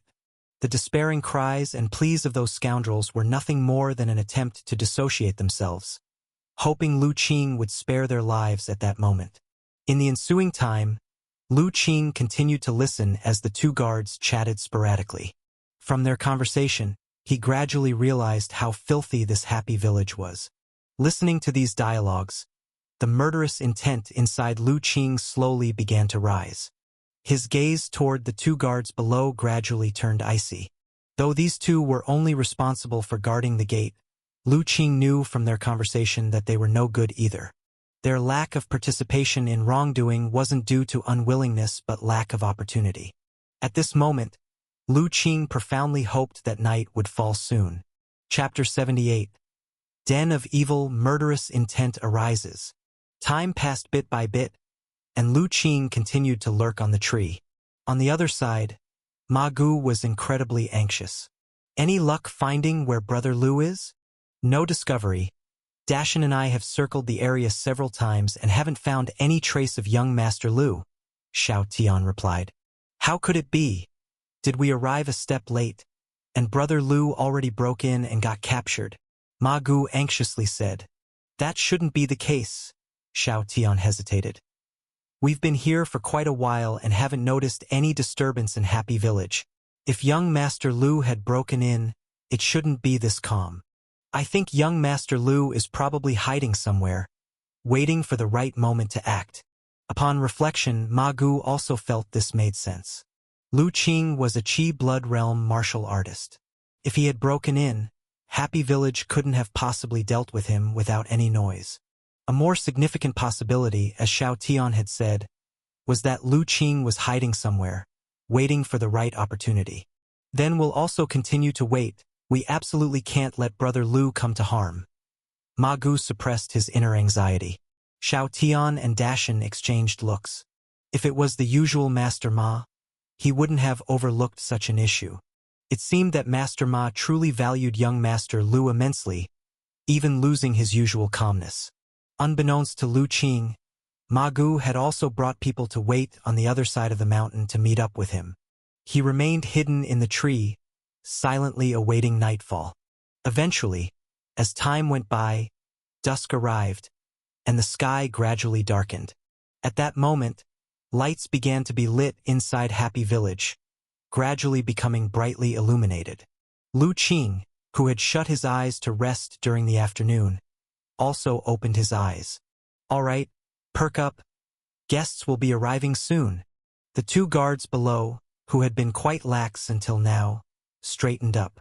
Only then did Lu Qing realize that Happy Village was actually a nighttime business. No wonder he had been hiding for so long without seeing anyone enter. As the lights came on and time passed, Lu Qing finally saw people approaching. And there were quite a few of them. Some were plainly dressed villagers walking over. Others were landlords dressed in fine silks, arriving by sedan chairs. Lu Qing even saw a sleazy-looking old man wearing patched clothes. It was baffling where these people got the silver to spend in the Golden Cave. Just as Lu Qing was preparing to make his move while the opposite side was busy receiving guests. Suddenly, a mix of crying pleas and cursing sounds approached from the outside, getting closer and quickly arriving at the village gate. Lu Qing saw that it was a man in his 40s, grappling with a young girl. The crying and shouting were from the girl, who was clutching the man's hand, pleading sorrowfully. Dad, please, you can't gamble with this money anymore. This is the silk I embroidered for a long time to exchange for Mom's medicine. Bullshit. Your money is mine. I need money and using it is no issue. The man cursed. Your mother's illness isn't severe. Letting her suffer a bit is fine. Besides, once I win back my losses, we'll have plenty of money for as many doctors and medicines as you wish. Dad, really, you can't. Mom coughed up blood yesterday. If we don't get a doctor to treat her soon, Mom really won't make it. The girl still refused to let go of the man's hand, crying desperately. What not making it? I saw her fine this morning. A few more days of rest and she'll be all right, the man said impatiently. Are you going to let go, or do you believe I'll kick you? Dad, please. Mom really needs money for medicine, or she will actually die. She will really die. The girl's face was covered in tears as she tightly held onto the man's arm. Then let her die, the man shouted as he kicked his daughter away. It would save me the trouble of earning money to buy her medicine. Hearing these words, the girl who fell to the ground suddenly widened her eyes, seemingly unable to believe that her own father could say such things. However, seeing him about to walk into the village, she threw herself at him again, clutching his legs. Dad, don't gamble anymore. Give me back the money. Let go of me. The man, unable to walk because he was being held, became irritated and raised his hand to hit her. At this time, many onlookers had gathered at the village gate, most of them customers who had come to Happy Village for entertainment. Seeing this scene, instead of feeling pity, they watched with great interest. The two guards, seeing the man unable to walk because he was being held, couldn't help but laugh. The first guard shouted, "Zhao Lao San, can you not even handle your own daughter? If you can't manage her, why not let our village help you out? We guarantee we can discipline her properly." The man, already agitated, brightened up at hearing this. "Master Chun, are you serious? Your village would take her?" The first guard was taken aback. He had only meant to tease, but Zhao Lao San took it seriously. He glanced at the girl and noticed she indeed had a fair appearance. "You know, once she enters our village, it will be hard to redeem her later," the guard reminded him. "It doesn't matter. She's just a financial loss anyway. Being able to enter the village is her good fortune. Master Chun, just name your price." The man called Zhao Lao San didn't care, thinking he still didn't have enough money to cover his losses. "I can't make that decision, but I can help you by calling someone out to appraise her," said the first guard. "Then I'll have to trouble Master Chun," Zhao Lao San said, bowing his head. "Dad," the young girl said incredulously upon hearing the conversation. She saw the guard truly go into the village to call someone. A look of terror emerged in her eyes, and she quickly scrambled up from the ground, trying to run outside. Thinking of running? But this time she couldn't escape. Zhao Lao San grabbed her and dragged her back. "I told you to go back just now and you didn't, so don't think about going back now. Just stay in the village and make money for me."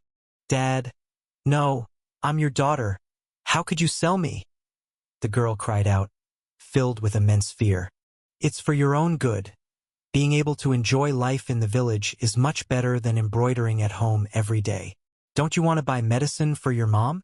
As long as you make money there, your mom's illness can be cured." Zhao Lao San ignored his daughter's struggle and dragged her back to the entrance of the village. Just then, the guard had called someone from the village. Under the girl's despair, a contract was signed. Zhao Lao San received a sum of silver, and the girl was dragged away crying. After receiving the silver, Zhao Lao San didn't care about his daughter's cries at all and happily examined a piece of silver. Now, his gambling funds had significantly increased. This time, he was sure to recover his losses. Someone nearby saw him and couldn't help but mock him. "Zhao Lao San, you're really ruthless, selling even your own daughter. Aren't you afraid that when you go back, your wife will fight you to death?" "She wouldn't dare," Zhao Lao San glared. "Besides, Lai Zitu, what right do you have to speak? Didn't you sell your widowed sister-in-law too, the one who raised you since you were young?" Stung by the remark, Lai Zitu immediately fell silent. "Zhao Lao San, is your daughter not yet wed?" At this moment, a well-dressed, pot-bellied man asked. Zhao Lao San was taken aback. "Yeah, she's only 16. What do you mean by wed? Didn't expect that Happy Village will get a new chick today. I must try her out," said the pot-bellied man, patting Zhao Lao San's shoulder. "Don't worry, Zhao Lao San. I'll treat your daughter well. Old Master Wang, does that mean you should call Zhao Lao San father-in-law now?" Someone in the crowd joked. "Cut it out, what are you saying? He's nothing. I'd even despise acknowledging him as my grandson." The fat man cursed. Instant laughter filled the area in front of the village, leaving Zhao Lao San's face somewhat pallid. Above the large tree, Lu Qing had already stood up. His face, hidden in the shadows, couldn't be clearly seen. However, the icy aura emitting from his body made even little Li beside him somewhat bristle. Standing on the tree and observing the scum in front of the village for a while, Lu Qing finally restrained himself, not acting impulsively. It was not the time yet. Quietly, he descended from the tree and, using the cover of night, circled around and found a blind spot in the village, silently scaling over it. Little Li stood steadily on his shoulder. Once inside the village, Lu Qing began to survey the area. The village was not small in size, with many buildings, the most striking being a tall wooden tower in the center. Lu Qing's target was there. Moving swiftly through the shadows of various buildings, Lu Qing was undetected by anyone. With each step closer to the main building, voices of cursing reached his ears. Rounding a corner, he saw a garishly dressed middle-aged woman and two men walking towards him. Following them was a young girl, the same one Lu Qing had seen at the village entrance. Her hands were bound, and she was being led by a rope, drawing curses for every slow step. Seeing the girl's face full of despair, Lu Qing hesitated for a moment before quietly following them. Soon, he saw the trio force the girl into a house at the corner of the village. Lu Qing followed and, noticing no guards, quietly approached. Reaching the house, he noticed it was different from the others, constructed of stone. Lock this young miss in and starve her for 3 days. She'll then behave. A sharp, harsh voice came from inside. And as for you other girls, if you don't obey, I'll throw you all into the mountains to be eaten by wolves. Lu Qing slowly looked inside, and as he clearly saw the situation, his pupils constricted. At the same time, the killing intent he had been suppressing could no longer be contained. Chapter 79. Murderous intent boils over. A bloody path. Aunt Zhao, just starving them like this. Could they die of hunger? We paid a good amount of silver to buy these girls. If we lose one, none of the bosses would spare us. In the dim room, a lackey from Happy Village asked, "Don't worry, I have experience. These girls are incredibly stubborn. If we don't starve them into submission, break their rebelliousness, then when it's time to entertain guests and they get temperamental, upsetting the clients, that's when the real trouble starts." The middle-aged woman, heavily made up, screeched, You're just inexperienced. There's no need to worry. They won't starve to death. These girls are all stubborn at the core.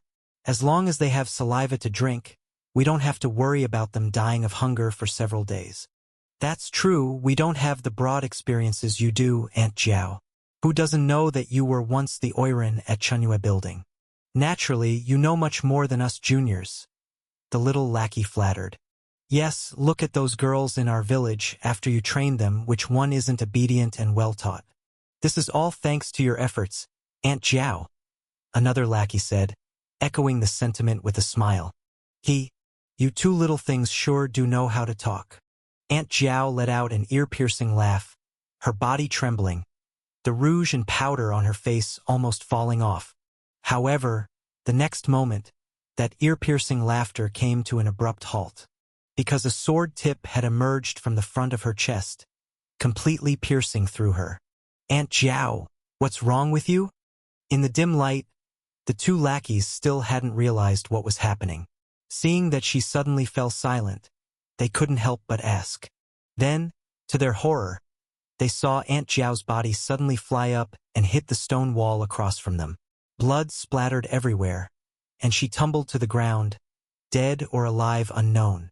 At the same time, a figure appeared from behind Aunt Zhao. "Who is it?" By now, the two lackeys realized they were under attack. However, before they could react, the next moment, the sword light flashed by, slicing across their throats. The two lackeys, who had wanted to call for help, suddenly couldn't make any sound at all. They could only clutch their throats, their eyes wide with terror as they fell to the ground. Their mouths moved silently, attempting to say something, but nothing came out. Blood flowed from their fingers, and their eyes gradually dimmed. This sudden turn of events was unexpected to everyone. But inside the room, besides the newly arrived girl who let out a scream. All the others shrank back into the corners, shivering as they watched what unfolded. It seemed that the lessons of the past few days had taught them that no matter what happened, they dared not cry out loud again. The girl screamed out once, then suddenly realized something, and quickly covered her mouth, not daring to make another sound. After Lu Qing killed the 3 scumbags, there was no trace of happiness on his face. His ability to see almost perfectly in the dark allowed him to clearly see what was in the grim corner behind the large bars. There were 7 or 8 girls locked in chains. Judging by their builds and faces, the oldest was no more than 16 and the youngest, perhaps only 8 or 9. Apart from the girl who had just been brought in, the rest were all disheveled, skinny, looking barely human, almost ghost-like. Looking at these girls who were fearfully watching him, Lu Qing didn't know how to comfort them. He could only say, "Stay here and don't move. Wait a little longer, and I'll come back to rescue you." After leaving these words, Lu Qing walked out of the room and closed the door behind him. Standing outside, looking at the bright lights, Lu Qing's gaze was filled with coldness. Killing those 3 scumbags didn't bring him any sense of relief. On the contrary, his desire to kill was boiling over. The plight of the girls in the room reminded him that Han Wu and his men had come to Jili village today with the intent of capturing Little Yen. He didn't dare to imagine what would have happened to Little Yen if she had been captured and brought here, and he didn't happen to have some power. "Little Li, can you sense where the strongest person in this village is?" Lu Qing asked after a long silence. Pondering for a while, Little Li finally pointed in one direction. Lu Qing looked up and saw that it was the most prominent and tallest wooden building in the center of the village. "Indeed, is it there?" Lu Qing carried his sword and slowly walked towards that tall wooden building. This time, he no longer concealed his presence. The murderous intent burning in his chest made him unwilling to skulk any longer. What he now required was how to vent the boiling murderous intent. Activating his superpower, Lu Qing walked straight toward the wooden building. Suddenly, around the corner, 2 men appeared, carrying lanterns and wooden sticks, patrolling. The 2 men, upon seeing Lu Qing with a sword and a strange little beast on his shoulder, were startled. They immediately shouted, "Stop! Who are you?" Before their words faded, Lu Qing exerted strength in his feet. His figure flashed, and he passed between the 2 men. The next moment, 2 heads flew up from behind him. The 2 happy village patrollers fell to the ground, flailing their arms. After beheading the 2 minions with a single stroke, Lu Qing didn't look back and continued walking forward. After dozens of steps, he saw a man cursing as he walked from the direction of the wooden building. Muttering curses like, "Bastard," "Impossible," and "Recover my losses," he headed towards Lu Qing. When he reached Lu Qing, realizing someone was blocking his way, he looked up and cursed directly, "What the hell, move aside. Don't you see I need to get by?" Halfway through his curse, upon seeing the sword in Lu Qing's hand, he suddenly fell silent as if a duck caught by its neck, unable to utter another word. Lu Qing looked at the man's scabby head, recalling the conversation he had overheard outside the village. Without any hesitation, his hand swung lightly, and another head took flight. Lai Zitu was beheaded with a single stroke, without any chance to beg for mercy. Dodging the splattering blood, Lu Qing continued toward the wooden building. Now he was very close to the building. At the large door on the bottom of the building, 2 men with blades and clubs stood guard. Seeing this, they were shocked and immediately ran over. "What are you doing?" Watching the 2 men running toward him, this time, Lu Qing didn't draw his sword.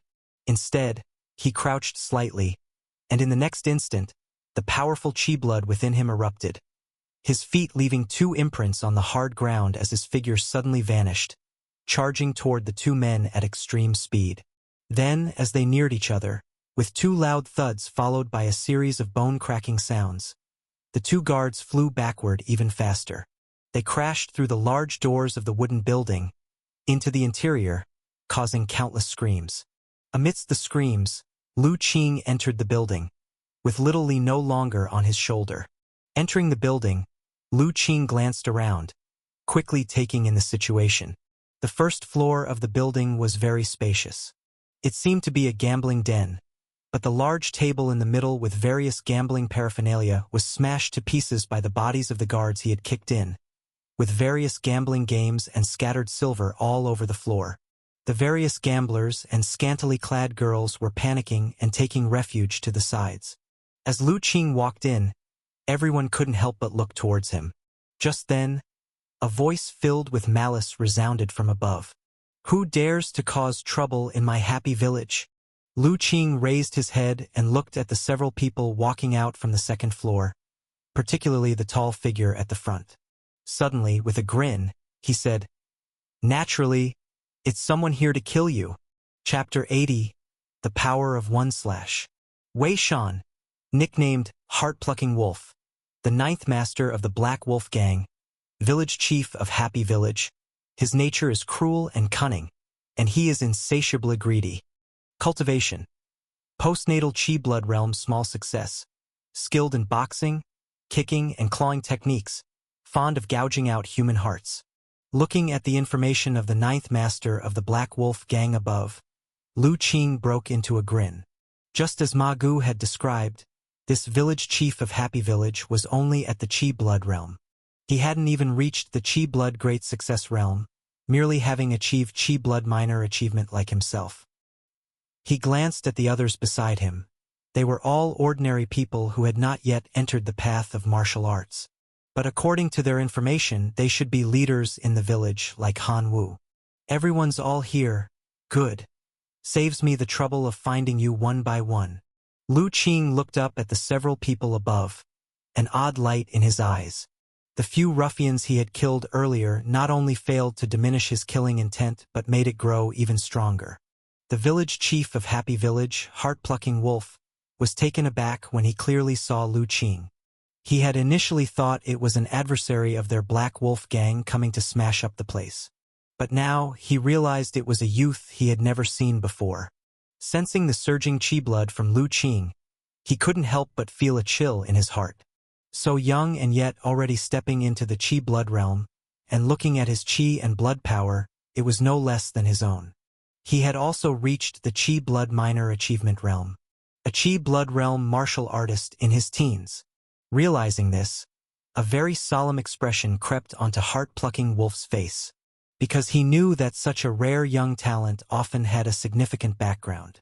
When had his Happy Village ever provoked such a person? Or was it that their headquarters had offended somebody they shouldn't have? All kinds of thoughts raced through his mind. Yet Heart-Plucking Wolf's face revealed a smile. "Young hero, who are you? And why have you come to cause trouble in my Happy Village? Is there some misunderstanding here? If there's anything wrong our Happy Village has done, we will most certainly apologize." As these words came out, shock appeared on the faces of those next to Heart-Plucking Wolf. It was the first time they had ever seen their big brother behave so politely, especially toward a youngster still wet behind the ears. The other side had come to cause trouble and had killed people in the village, yet the big brother was still welcoming him with a smile? Exactly who was this kid? Everyone couldn't help but look at Lu Qing again. But with their strength unable even to break through to the Qi blood realm, how could they discern Lu Qing's depth? Hearing Heart-Plucking Wolf's probing words, Lu Qing's expression remained unchanged. Indeed, being a village chief meant one wouldn't be without brains. Yet he didn't want to waste time talking. The killing intent permeating his heart made him utterly disinclined to engage in pleasantries with these people. Moreover, he had already felt that more people from the outside were rushing toward this place. Clearly, other members of the village were gathering. Although Lu Qing was not willing to let a single person in Happy Village go, it didn't mean he wanted to wait for the others to get ready before fighting. So facing Heart-Plucking Wolf's probing, he remained silent, spread his stance in a horse step, body slightly sinking, adopting the starting posture of the four directions saber technique. His entire body's Qi blood erupted, the killing intent in his heart unrestrained, charging straight toward Heart-Plucking Wolf. Sensing this intense killing intent, Heart-Plucking Wolf's expression changed. He knew that there was no need to talk any further. The resolve to kill coming from the young man below said it all. Although he didn't know why Lu Qing harbored such intense murderous intent towards him, it didn't affect his ability to make the right choice. Onward! Slay this brat!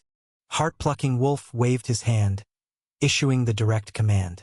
However, faster than his order was Lu Qing's action. As the first word from Heart-plucking Wolf had barely escaped his lips, Lu Qing's figure had already burst forth, heading straight to the second floor. By the time he finished speaking, Lu Qing had already pounced in front of him, leveraging the momentum of his upward rush. Holding the sword in both hands, he slashed upward from below with a sword slash move, aiming at Heart-plucking Wolf. With this slash, Lu Qing channeled all of his strength. In addition to the fully unleashed power of his qi and blood power, there was also the boundless killing intent he'd been suppressing since arriving at Happy Village. With the slash, Lu Qing's heart and spirit seemed to undergo a certain transformation, his understanding of the Four Directions saber technique rising to a new level. In his heart, he couldn't help but recall Superpower's evaluation of the Four Directions saber technique. For Direction Saber, concentrate on the momentum, pour into the slaughter. The Four Directions saber technique has never been about winning with intricate moves. It emphasizes that one must not act unless necessary, but when one does, they must pour all their energy into it, charging forward unstoppably with a heart set on a killing blow to cut down all enemies in sight. Heart-plucking Wolf hadn't expected Lu Qing to act so swiftly and decisively. Feeling the momentum of this slash, his complexion drastically changed. He immediately judged that he absolutely could not block this slash head-on. Otherwise, he would die. With no time for thought, instinctively, Heart-plucking Wolf crossed his arms in front of him and forcefully retreated backwards. Whoosh! The formidable might of Lu Qing's slash was ferocious. The second floor's balustrades and floorboards couldn't hinder the blade's force, which sliced through everything in its path. The blade aimed straight for Heart-plucking Wolf's chest, intent on cleaving him in two. Yet, when the war saber struck Heart-plucking Wolf's crossed arms, Lu Qing felt an enormous resistance and was unable to sever his limbs at the first attempt. Boom! The collision of mighty forces, combined with Heart-plucking Wolf intentionally slackening his strength, caused his body to be sent flying backwards by Lu Qing's slash, breaking through the wooden door behind and disappearing from everyone's sight. Big Brother! Already intimidated by Lu Qing's presence, the other gang leaders who were fallen at the side, upon witnessing this scene, were terrified to their core. They could never have imagined that their normally invincible Big Brother could be so easily sent flying by a single slash. Where did this kid come from? Is this still a saber technique that can be executed within the Qi blood realm? On the second floor, tumbling to the ground, his throat sweet, his chest stuffy, Heart-plucking Wolf had already suffered grave internal injuries. Looking at his arms, which bore the fine steel arm guards, which had been carefully crafted at a significant cost and had now been cleaved with two deep gashes, fully torn apart, he felt a chill in his heart. How could he have not anticipated that, as a fellow Qi blood realm martial artist, he couldn't even block a single slash from Lu Qing? Run! Heart-plucking Wolf responded instantly. In just a brief confrontation, he had already sustained serious injuries and his arm guards were nearly destroyed. Heart-plucking Wolf realized that if he didn't flee now, today would be the day he perished there. Without the slightest hesitation, Heart-plucking Wolf flipped up from the ground, crashed through the window behind him, and landed outside the wooden building. Think you can escape? Lu Qing immediately discerned Heart-plucking Wolf's intent. His war saber traced an arc, the sword light flared, and several heads flew through the air. The heads of the Happy Village gang leaders, normally imperious and arrogant, were all butchered by Lu Qing's single slash. After chopping down these scum, Lu Qing then forcefully stamped on the second floor's wooden boards, shattering them, and pursued Heart-plucking Wolf.